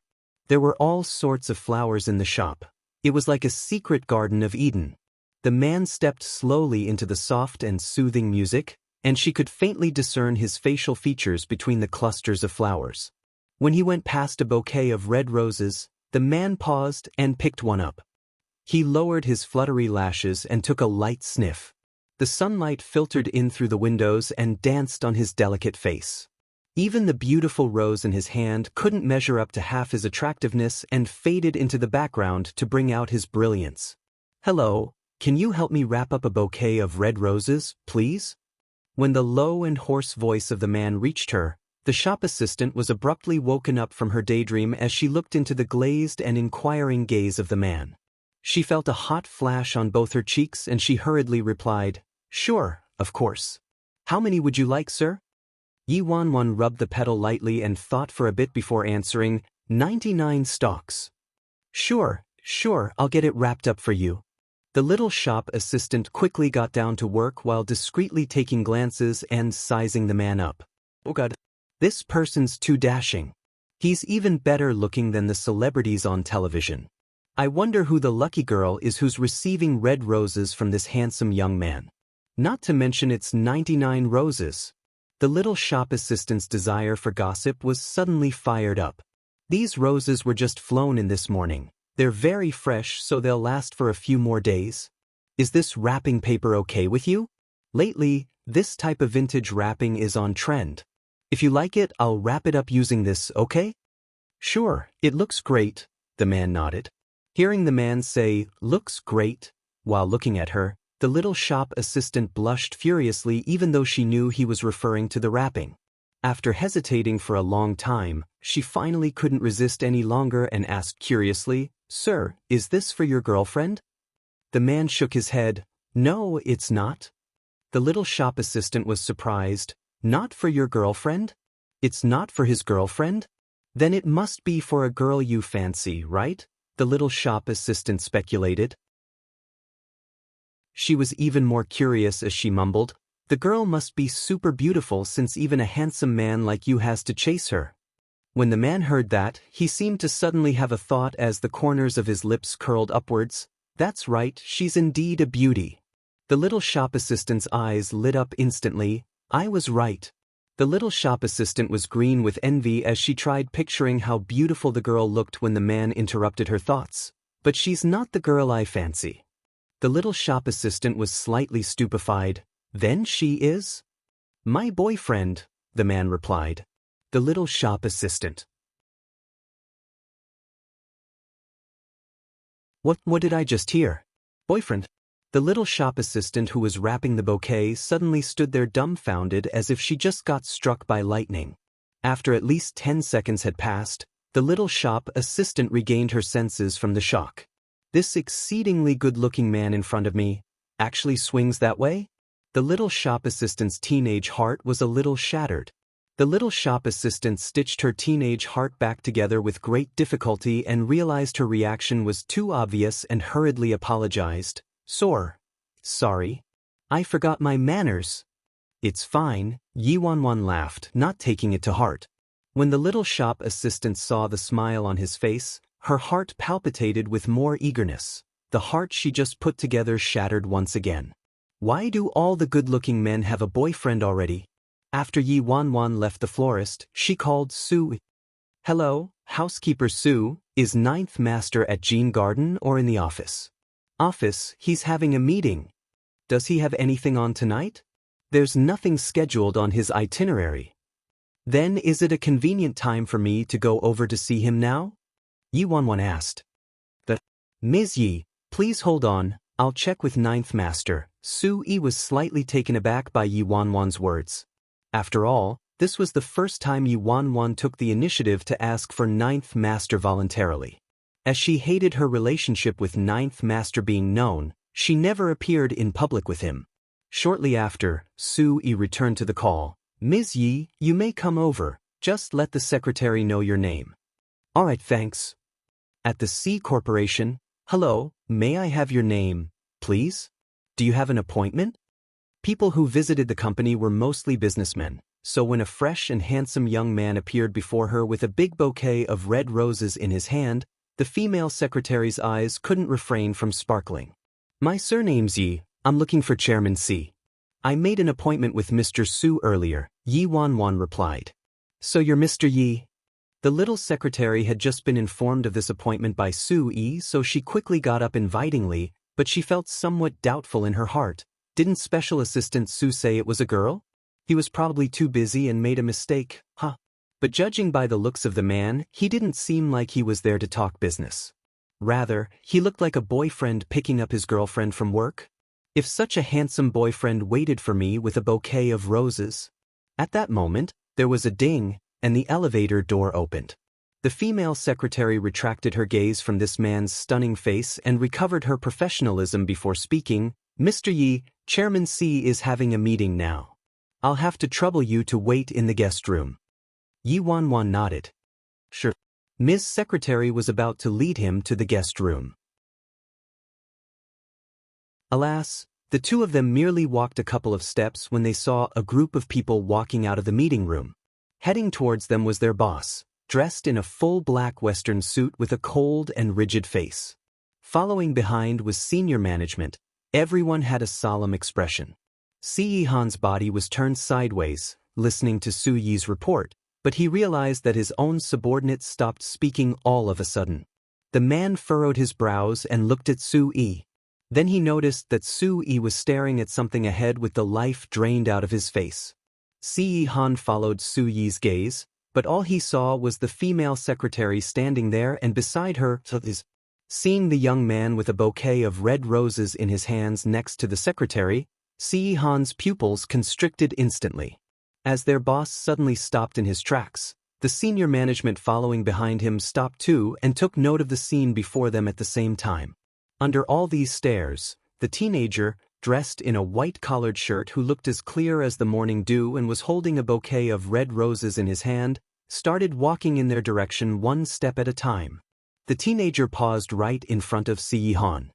He had lips that were even more tender and lovelier than the roses. His twinkling eyes were slightly covered by his flax-colored hair and invited the smiles of everyone present as his melodious voice flowed smoothly. "Chairman C, may I have the honor of inviting you for dinner? Liked it? Take a second to support novels on Patreon." The group of senior management, little secretary. In the dead silence, there seemed to be the rustling of a cold wind blowing. Did the boss just get hit on by a guy? Su Yi, who was standing right next to Ce Han, nearly spewed blood out of his mouth when he saw Yi Wanwan dressed as a man. Although he already knew Yi Wanwan was going to disguise herself as a man, he never expected this woman would actually go to this extent. It was still that stunningly beautiful face, only her makeup, hairstyle and style of dress switched. The feeling she exuded completely changed, but it didn't look out of sorts at all. The female version of Yi Wanwan was beautiful, but she had a weak, repressed, and even ethereal kind of beauty, while the male version of Yi Wanwan gave off confidence and sharpness as if her power poured out in magnificent torrents. Anyway, her gender had nothing to do with her attractiveness. Of course, all this is beside the main point. The main point is that you're here dressed as a man, so in everyone's eyes, you're a man. As a man, how could you hold a bouquet of flowers and say such things to another man? He didn't need to think to find out what these people were thinking about. This woman, Yi Wanwan, has gone too far this time. Master would never agree to this. He would never agree. He might even lock her back up.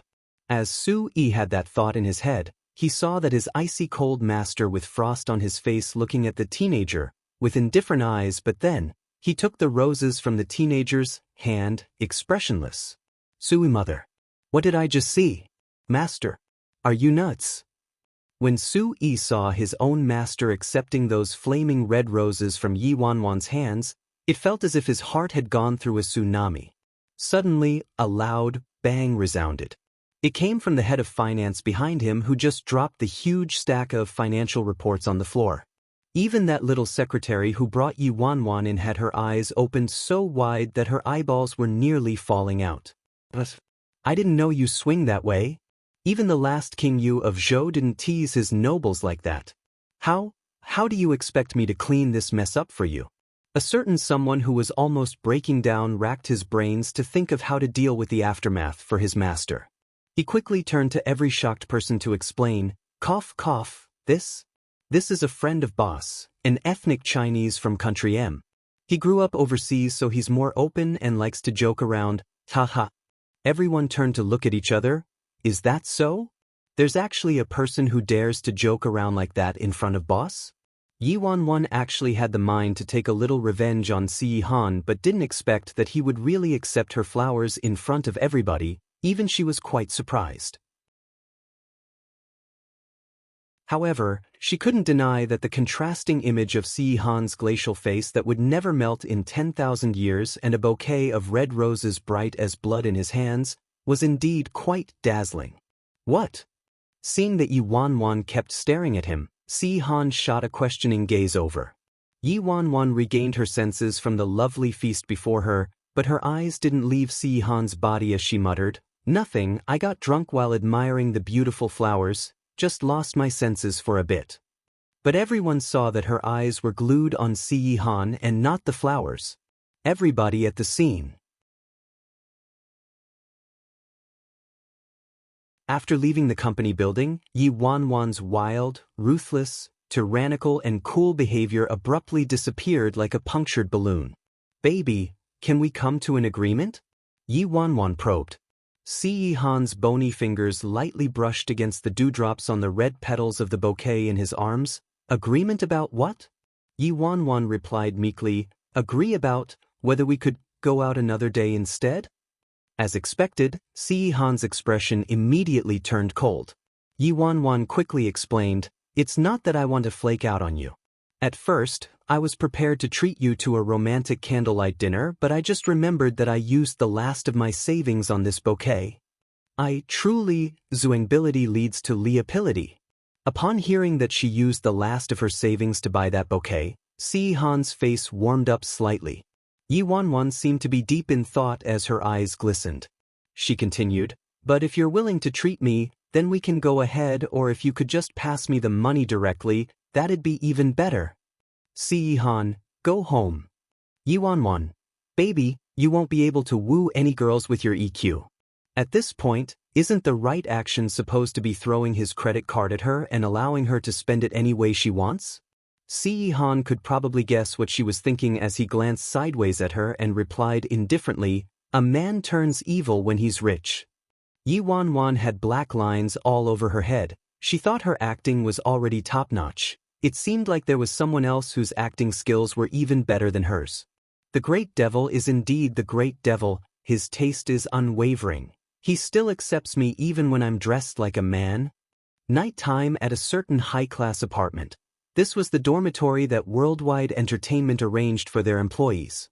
As the addresses of many of Han Xianyu's properties had been leaked, reporters surrounded every one of them, so he had to move here. At this moment, the lights in the house were all switched off. The huge living room was chilly and the only sound came from the television. Han Xianyu sat on the sofa in front of the TV. Under the slight glow from the screen, his handsome face looked sickly pale. The TV had entertainment news on, and in the background was his villa where he used to live. The entrance was packed with a raging group of people with a female reporter reporting at the scene. The court session for the case of Han Xianyu sexually harassing a little girl will begin in the next few days. As this case is very disturbing, it has received the attention of countless civilians. The father of the victimized girl stated that he would hold a press conference in 2 days' time to provide more details about the case. Where we're at now is Han Xianyu's current residence, but the door has been tightly shut this whole time, and Worldwide Entertainment, including Han Xianyu himself, have not made any positive responses to this incident. We learned from the girl's father that Han Xianyu contacted him privately to bribe him with money so that he would withdraw his lawsuit and lie to the press. However, the girl's father refused. The fall of an outstanding idol to a pedophile who refuses to admit to his heinous crime. A truth like this is really distressing. The manager, Fei Yang, brought some pills and a cup of water and looked over at Han Xianyu nervously. He reminded him, "Xianyu, don't watch all this news. Have you forgotten what the doctor told you? You have to stay home and rest now, and don't watch or listen to anything. I'll update you if anything comes up. Ever since the incident happened, Han Xianyu's psychological health had been deteriorating and Fei Yang couldn't stop worrying about him. After all, this incident not only affected his career and life, but it also had an impact on his mental state. Han Xianyu helped those kids out of kindness, yet he was slandered and framed. He didn't commit any crimes, yet he had lived with that infamy for the rest of his life. This was all while that greedy couple kept gnawing at his flesh and winning the sympathy of all of society. In the future, they would, without a doubt, rely on that exorbitant compensation to live lavishly. If it wasn't for the young man who appeared today, the company would force Xianyu to settle this matter privately. If that really happened, he couldn't predict whether Xianyu would still be able to hang on or not. Seeing that Han Xianyu was silent, Fei Yang comforted him. Don't be so down. Didn't Chairman Chu agree to give that kid a try? Maybe there will really be a turn of events? If that Yi Bai didn't have a solution, I doubt he'd dare to speak so boldly during the meeting. Fei Yang didn't dare to imagine what would happen if Yi Bai failed. Or, what if that person has some ill intentions? Upon hearing the name Yi Bai, Han Xianyu's pupils finally moved a little and a warm smile emerged in his dim eyes. After a moment of silence, he closed his eyes slowly and shut off the limitless vortex in his eyes. 2 days later, Mr. and Mrs. Zhao gathered all the various publications and the Crusade Congress convened as scheduled. They even had a live telecast. They already sued him, yet they're still having a press conference before the court session. I sent this the same as establishing a private court session? Lest Han Xianyu's mood be affected, Fei Yang cut the television and internet cable and even confiscated Han Xianyu's cell. Just as he was thinking there weren't any loopholes, Han Xianyu's personal phone suddenly rang. The caller ID indicated Yi Bai. Seeing this name, Fei Yang hurriedly answered the call and said cautiously, "Hello, Mr. Yi? Turn on the live telecast." The caller didn't beat around the bush and went straight to the point. Fei Yang was somewhat taken aback by that request. Right now? Yi Bai, yes. Fei Yang hesitated for a second before replying, all right, got it. Fei Yang quickly turned on the live telecast on his computer and knocked on Han Xianyu's bedroom door. Xianyu, are you awake? After he pushed the door open and entered, there was an overpowering stench of alcohol as usual. Han Xianyu was lying on the floor and next to him was an overturned bottle of wine. He didn't even respond when Fei Yang called him. Seeing him in this state, Fei Yang was both angry and heartbroken, but he knew that if he didn't allow Han Xianyu to vent his anger, he might really go crazy, so Fei Yang didn't stop him. Get up quick, Mr. Yi just called. He wants us to watch the press conference. At the same time in Imperial City's Grand Hotel, the hotel's biggest multifunctional conference hall was packed with hundreds of reporters from various media outlets, and the girl's father, Zhao De-yong, and her mother, Li Qiaohong, were both seated on stage. Zhao De-yong had a slightly plump figure, very short hair, and was wearing an old black suit which didn't fit him very well. He said in a grave tone, "We would like to express our gratitude to the media for lending a hand to our family. Han Xianyu's a superstar, he's rich and powerful, so it's not easy for ordinary people like us to get justice. Thankfully, there are still many kind souls around to provide me and my wife with an outlet to speak up, otherwise, we wouldn't know what to do."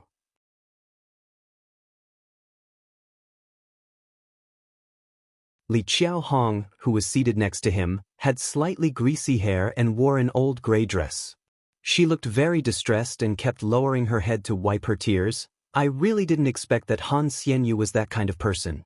I actually personally delivered my daughter into the hands of that bastard. Both of them were just ordinary people at the lowest rung of society. They lived poorly, led tough lives, yet this happened to them. When they first appeared in the media, many expressed sympathy for what they went through, and naturally, many more people cursed Han Xianyu. In the apartment, Fei Yang watched as the couple shamelessly pretended to be pitiful. He was on the verge of exploding in anger. He couldn't imagine how Han Xianyu felt from watching this scene. "Xianyu, are you all right?" Fei Yang asked worriedly. Han Xianyu stared at the couple on the screen in silence, then a flicker of recognition came over him as his expression changed. It's him. Who? Fei Yong didn't understand and he looked towards Han Xianyu's line of sight. Then he saw a familiar figure in the press conference. The man seated next to the reporter from Mars Weekly looked like Yi Bai. He's there too? What is this Yi Bai planning to do? Under such circumstances with such a strong public opinion, it was near impossible to turn the situation around. If he wanted to prove Han Xianyu's innocence at such an occasion, it would only worsen Han Xianyu's case. Fei Yong furrowed his brows and felt completely uneasy. On the live telecast, the first person to speak was the lanky reporter from Southeast Daily whom Han Xianyu had beaten up, Yan Zhengyang. The majority of breaking news from this incident was reported by the Southeast Daily. Also, they were responsible for initiating and organizing this press conference. Riding on the popularity of this story, Southeast Daily received instant fame and fortune in the industry and was lauded for practicing media ethics. Before the reporters could ask any questions, Yan Zhengyang gave an overview of the sequence of events using a slideshow. I believe most of you have seen this photo of Han Xianyu in the bedroom with many little girls and have seen him even lying in bed with them. And it was because of this photo that I got beaten up by Han Xianyu when I went up to him for an interview. When a celebrity acts like that, I have reasons to suspect that aside from psychological issues, he must have a violent nature as well. Exactly. How could he just beat a person up? Must have hit him at his weak spot, huh? It's hard to imagine what kind of treatment the children get at his place.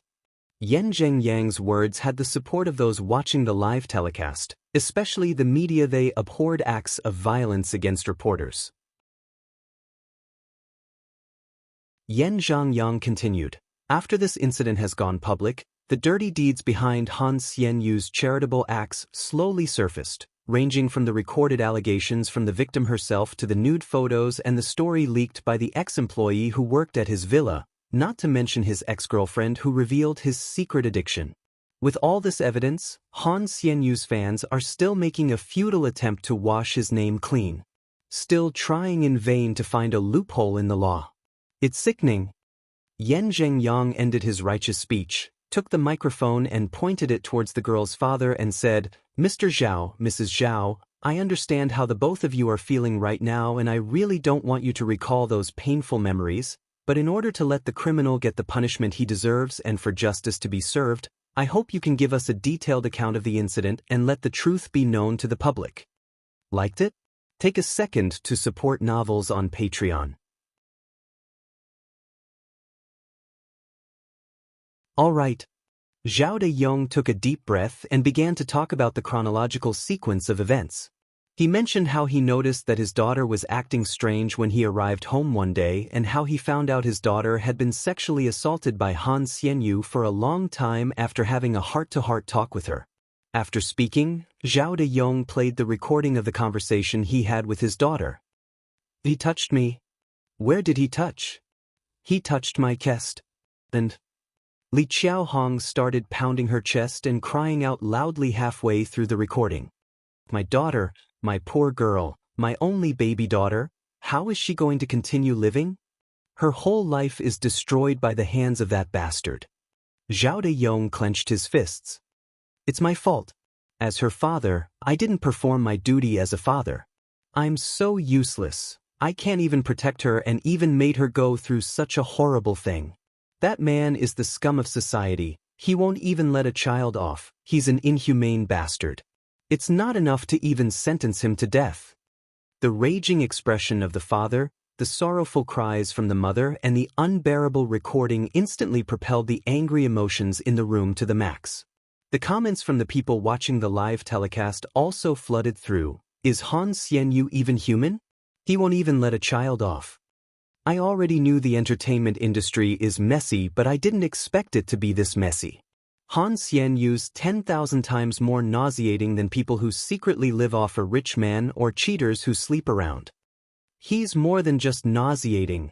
Those people are probably just immoral, but he's inhumane. He hadn't even offered an apology to date. He's too cold-blooded. Pervert. Scum. I can't believe I actually idolized a person like him before.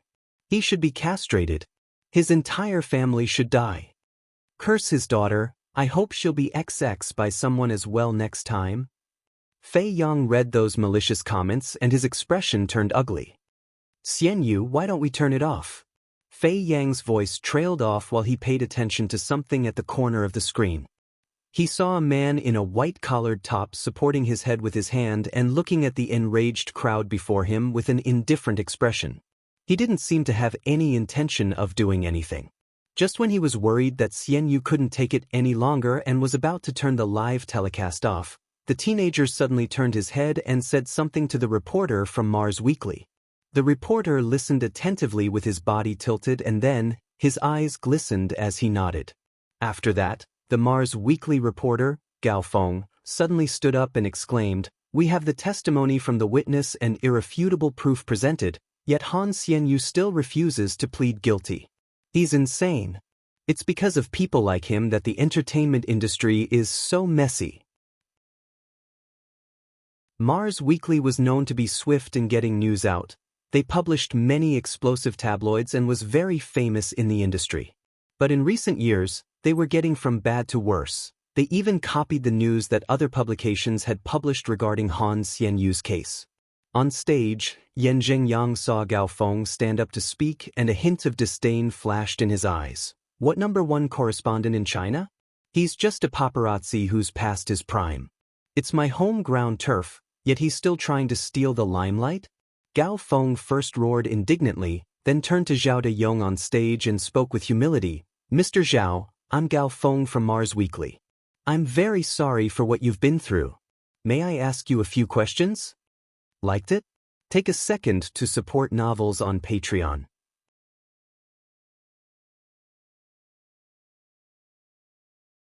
Seeing that Gao Feng was condemning Han Xianyu just like the other reporters, a hint of contentment flashed in Zhao Dayong's eyes as he spoke in deep pain. "Mr. Reporter, please go ahead." Gao Feng nodded. "Thank you. Before I pose my question, I would like Mr. Zhao and all the reporters seated here today to watch a clip." After speaking, Gao Feng walked to the projector by the side and got the staff to insert the thumb drive he had with him. When Zhao Dayong and the audience heard that, they instinctively turned towards the enormous screen in the multifunction hall. An upbeat song started playing first, then a little girl around the age of 5 appeared on the screen. The little girl was dressed in a black leather crop top and miniskirt. She was imitating the dance moves of a very popular superstar from Country H. The dance moves were very mature, but the little Lolita gave a completely different feel to them. It was mo and cute. Her moves were exactly in sync with the superstar. After the clip played, Gao Feng turned to Zhao Dayong and asked, "Mr. Zhao, after watching this clip, what do you think about it?" Zhao Dayong wasn't sure why Gao Feng suddenly showed them this clip of the little girl dancing, so he replied truthfully, "Very cute." "What about the reporters? What do all of you think?" Gao Feng looked towards the reporters and asked again. The reporters who watched the clip found it unbearably mo and talked about it amongst themselves. "Oh God, that's too mo and cute. She replicates those dance moves so well. Dancing like that at such a young age, she's very talented." I've seen this clip before. The clip of this little girl dancing went viral a few years back. She's amazing. This girl should be around 10 years old by now. The audience watching the live telecast also expressed that they were mesmerized by the cuteness of the little Lolita in the clip. While everyone talked about the video, they also looked at Gao Feng suspiciously, unsure of his intention behind playing that clip during the press conference. After knowing what the audience thought about the video, he nodded and pressed a button on the projector. "All right, then can I get everyone to look at these screenshots?" In the next second, a few screenshots from Weibo appeared on the screen. The date on the screenshots indicated they were from 7 years ago. A very popular blogger reposted the clip of this little girl dancing, and the blogger's reaction was just like that of the reporters. All the comments below the post talked about how cute the little girl was. However, when they reached the final slide of the screenshots, a nasty comment appeared. "So flirty, I really want to fuck her. How much for a night?" When this comment was presented on the big screen, there was a second of dead silence in the audience, and then a major uproar exploded. "Damn. Who's this person? A pervert? How could he say something like that about a 5-year-old child? Even if it's online, he shouldn't speak so recklessly, right? That's too gross. This pervert is probably a pedophile too, right? In the screenshots, Gao Feng censored all the Weibo IDs that appeared on the screenshots. This ID included. Everyone scolded the person up to this point, and gradually, some people started to speculate about the identity of the pervert. Damn, the perverted netizen in this screenshot isn't Han Xianyu, is it? It must be him. This dummy account was dug out by Mars Weekly, right? I just said that Mars Weekly doesn't seem to be doing well these last few years, but it seems they still have some potential. This is the first time someone dug out Han Xianyu's dummy account.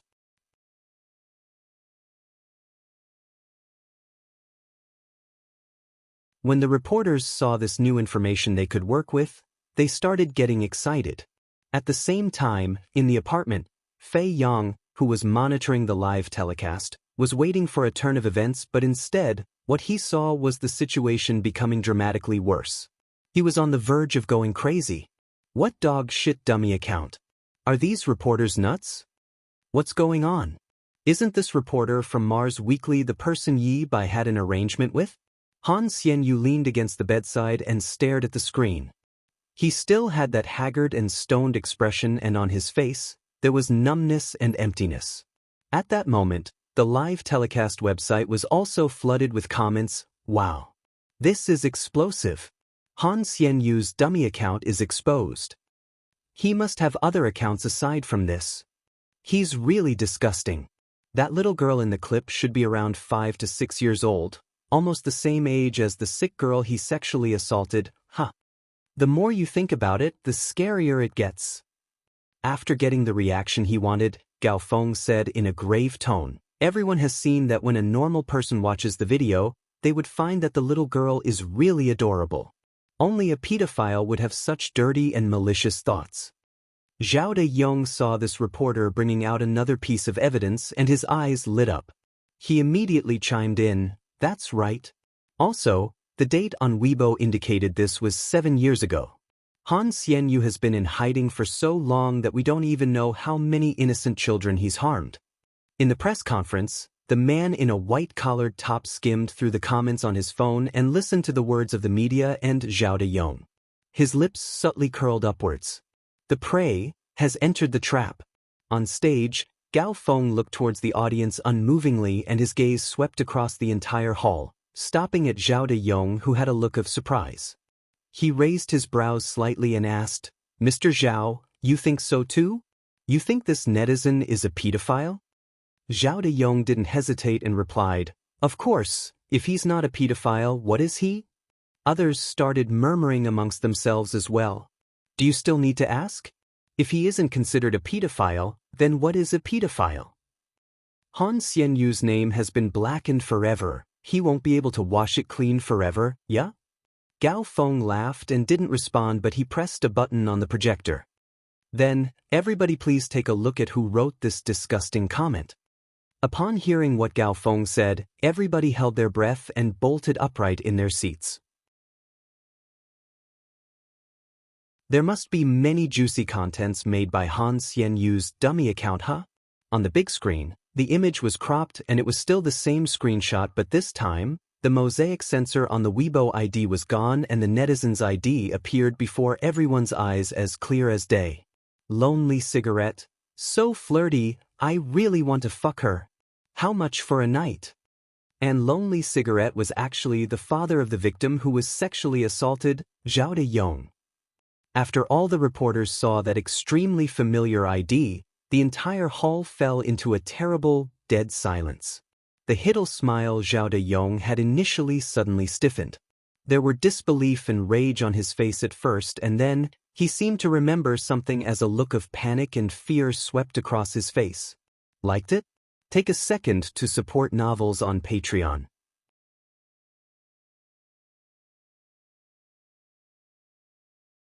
After a very long silence, there was an upheaval in the hall. Damn. How could it be? This isn't Han Xianyu's Weibo account but Zhao Dayong's? Is it real? Is this picture photoshopped? How could Mr. Zhao say something like that? This is impossible. It must be fake.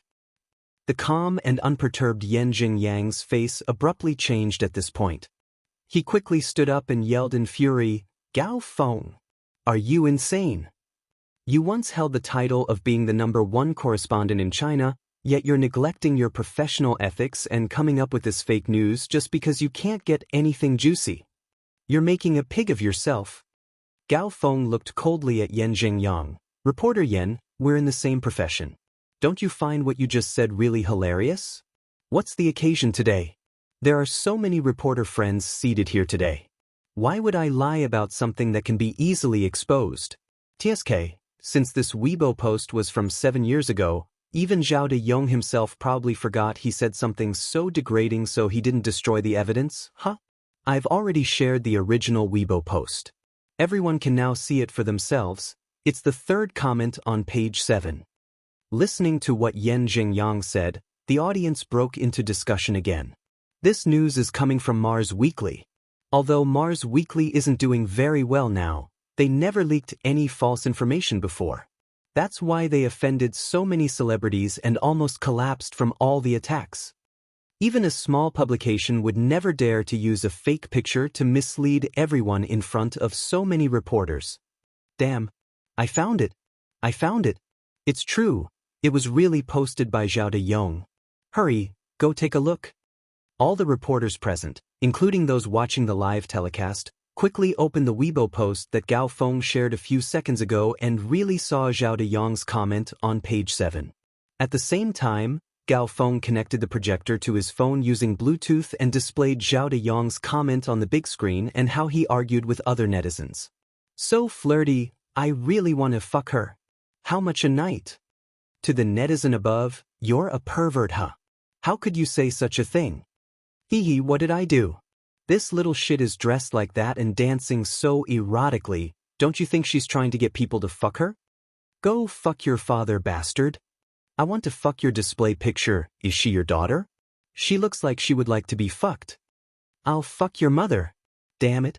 Where do you live, bastard? Post your address here if you have the guts. IXXXX. Gao Feng casually looked at the awfully pale Zhao Dayong on stage. "What do you think? Mr. Zhao, have you managed to recall all these comments you made?" Zhao Dayong held his phone with trembling fingers, cold sweat trickling down his forehead. He anxiously tapped on his phone.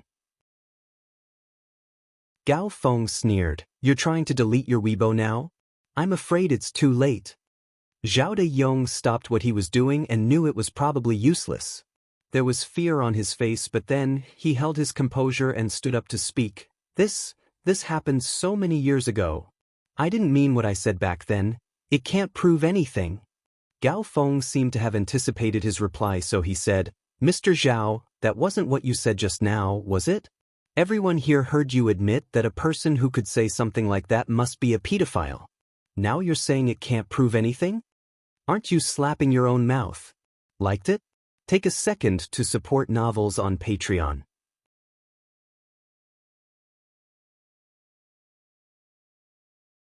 After speaking, Gao Feng discreetly took a glimpse at a certain corner of the room and continued to put up 5 to 6 photos. All of them were different comments posted by Zhao Dayong using different usernames, and they were all unbearable to read. There were some from 3 to 5 years ago, a couple from 1 year ago, and one which was very recent. The most recent one was him requesting to have sex with a young girl on a certain website.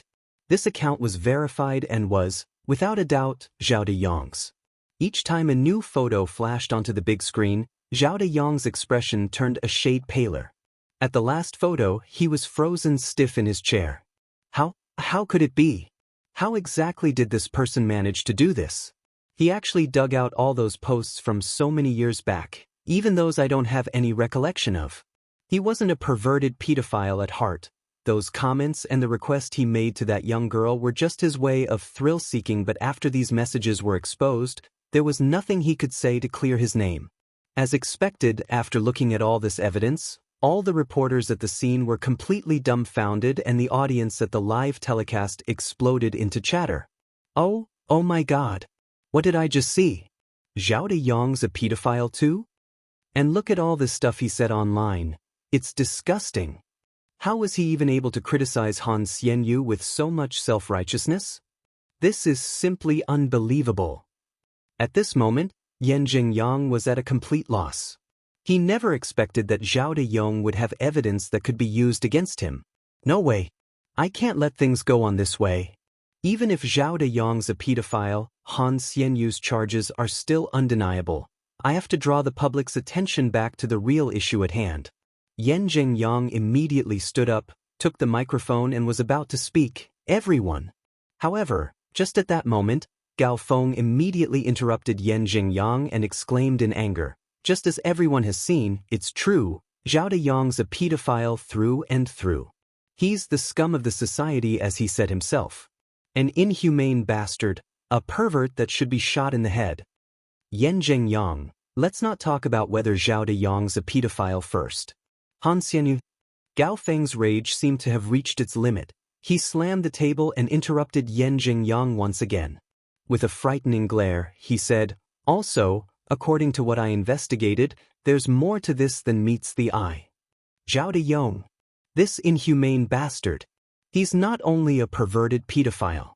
He won't even let his own daughter off." Following Gao Feng's fuming howl that reverberated across the entire hall, the stunned audience sat there in utter disbelief. Even Yan Jingyang had forgotten what he wanted to say and was flabbergasted. What? Zhao Dayong didn't even let his own daughter off? Oh my God.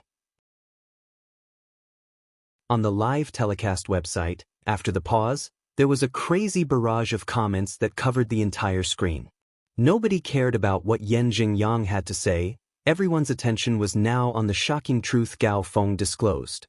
After the initially calm and composed Zhao Dayong heard that, he was stupefied and suddenly started yelling as he stood up, "You damn mother venomous slanderer! I would fuck your father! Are you crazy? That's my own daughter!" Liked it? Take a second to support novels on Patreon.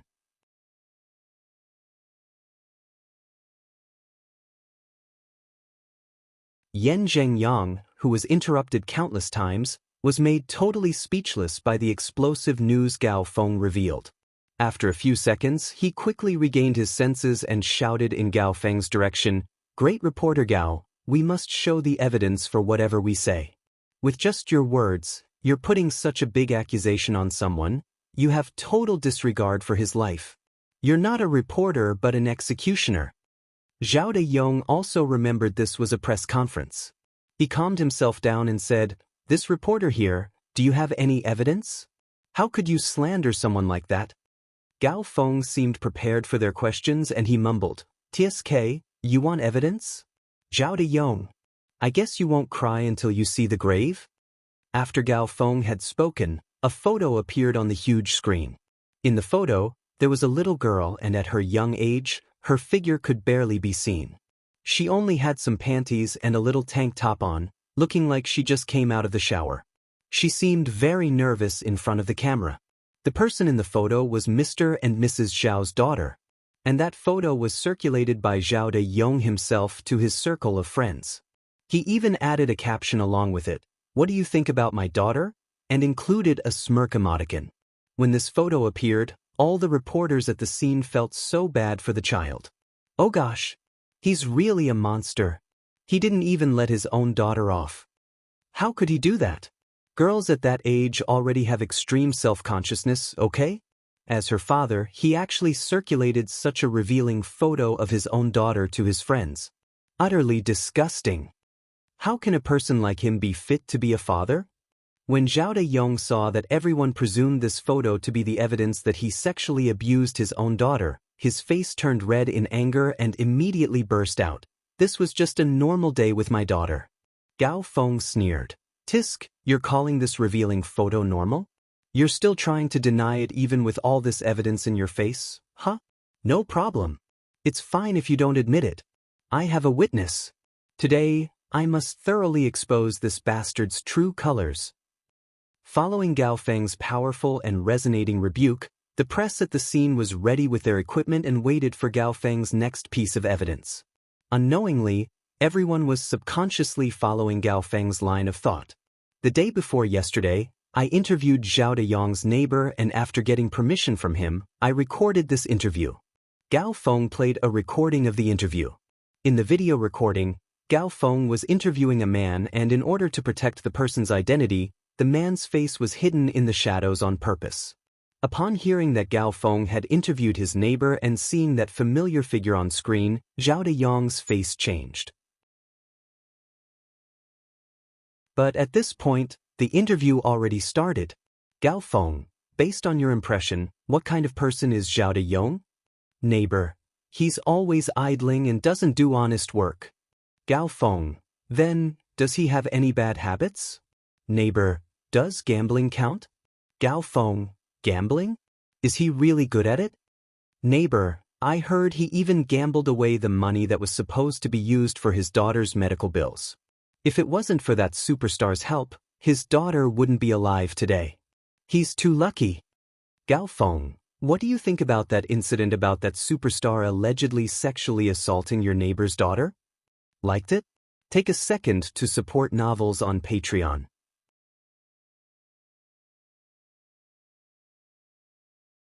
Neighbor: the superstar sexually assaulting my neighbor's daughter?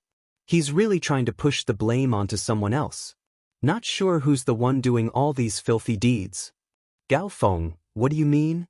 Neighbor: why are you city people so innocent? It means that he's playing with his own daughter. Gao Feng: your neighbor himself? Why would you say that? That's his own daughter. How could he do something like that? Do you have any proof? Neighbor: proof? I'm living right next to him. How could I be unaware of anything that happens around here? The noises from his house every night, tsk. I'm not the only one who heard them. If you don't believe me, you can go around and ask the whole neighborhood. Gao Feng: what about the little girl's mother? Doesn't she care? Neighbor: his wife works the night shift, so there's only him and his daughter at home every night. But even when she's at home, she probably wouldn't care. Both husband and wife are black-hearted scum. Very soon, the 10-minute-long interview ended. There were still some interviews with other neighbors, and everyone said they often heard the cries of the little girl, along with Zhao Dayong's obscenities and curses. This interview revealed all the details. It was truly heart-wrenching. Nobody expected that this father, who blatantly said he wouldn't submit to force and would protect his daughter at all costs, was actually a filthy and despicable pedophile. He was so sick in the mind that he would do it to his own daughter. Zhao Dayong, what else do you have to say for yourself? Gao Feng asked in a stern tone. Hearing his neighbors calling him out and facing the interrogation from Gao Feng and all the disgusted gazes from the media around him, Zhao Dayong looked as if he was going insane. What evidence? You call this evidence? Zhao Changbin, that dog, has a grudge against me. That guy is deliberately trying to frame me. Mr. Zhao, there's no smoke without a fire.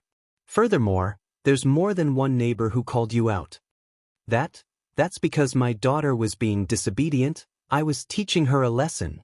As the saying goes, spare the rod, spoil the child. It's perfectly fine for parents to reprimand and punish their child when they misbehave. Oh, so your teaching method is to impose bodily harm and sexually abuse her, is it? Gao Feng pressed him hard. Zhao Dayong's face was completely red from fury, and he breathed heavily like a wild beast. I already said that I didn't. I'm not a pedophile, nor did I sexually abuse my own daughter. Gao Feng's gaze became even colder, and he spoke with even more intensity. There's witnesses and evidence presented right in front of you, and you're still trying to deny it without feeling the slightest remorse for your actions. You're utterly devoid of a conscience. Touching her private parts, forcing her to give oral sex, they're actually the things you made your daughter do, right?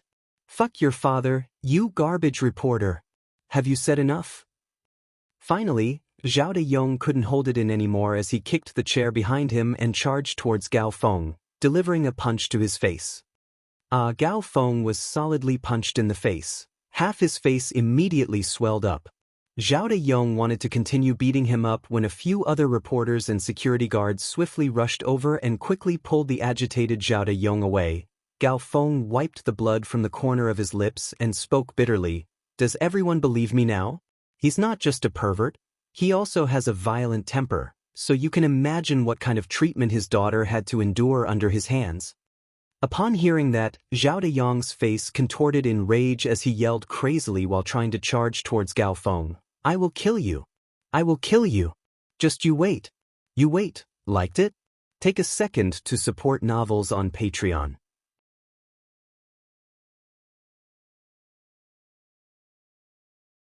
Faced with all the evidence presented, Zhao Deyong was not only unremorseful for his actions, he even beat up a reporter at the scene, making everyone's anger skyrocket.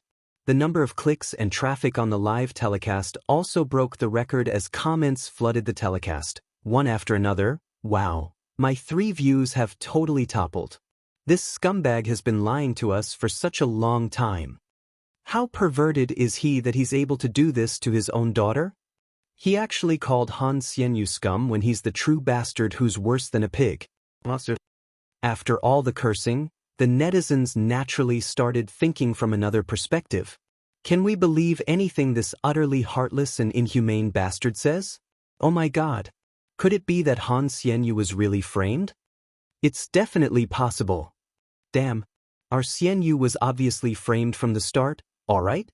Just because they're weak and poor, all of you stood on their side without figuring out the truth first and refused to give others a chance to speak whenever we said something. You guys said we had brain damage. Now you know who the shameless ones are, huh? Those who are poor must have a reason to sink to such lows. Han Xianyu helped their family, yet they turned around and framed Xianyu like that. If that reporter didn't expose Zhao Deyong's true colors, Xianyu would have carried this shame for the rest of his life. Our little feather waited for this day, waited for the truth to come to light. Xianyu's innocent. I knew Han Xianyu would never do something like that. Late at night in a certain high-class apartment, Fei Yang watched as Gao Feng slowly exposed the true colors of Zhao Deyong. He saw that the media and audience on the live telecast all scolded Zhao Deyong and many of them started doubting Zhao Deyong's words. The grievances Han Xianyu bore instantly reversed due to this situation. It was totally unexpected. Fei Yang was so stirred up that he almost hugged his laptop and cried. Xianyu, are you seeing this? Public opinion is starting to shift. It's really starting to shift. That Mr. Yi is really something, huh? Our worldwide sent people to monitor that bastard, Zhao Deyong, yet they could only dig out useless information about him gambling, drinking, and abusing his wife and child. How exactly did Yi Bai find out Zhao Deyong's a pedophile? Han Xianyu stared at the screen and watched as the angry comments came one after another, cursing Zhao Deyong. He slowly leaned against the backrest of his chair and closed his eyes, not saying a single word. Fei Yang still scolded the pervert in agitation. This bastard, Zhao Deyong, I thought he was just greedy and ungrateful. Who knew he's far more disgusting than that? He's the true pedophile. What's worse is this scumbag didn't even let his own daughter off. Hearing his manager swearing nonstop, Han Xianyu slowly opened his eyes and glanced at him. Yang, you really think Zhao Deyong's a pedophile? Suddenly hearing Han Xianyu posing this question to him, Fei Yang was confused. Isn't he? With all this evidence, how could it not be true? Han Xianyu replied coldly, on the surface, there's indeed a lot of evidence, but if you looked at all of them separately and judged them from the perspective of the law, do you still think the evidence is tenable? You're tuning in to the Passion Pages YouTube channel. We're so grateful for your support and don't forget to subscribe to join us on this incredible journey through captivating stories. Your generosity through donations truly makes a world of difference, as it's the primary source of revenue that allows me to expand and enhance this channel for you. Thank you from the bottom of my heart for being a part of this adventure.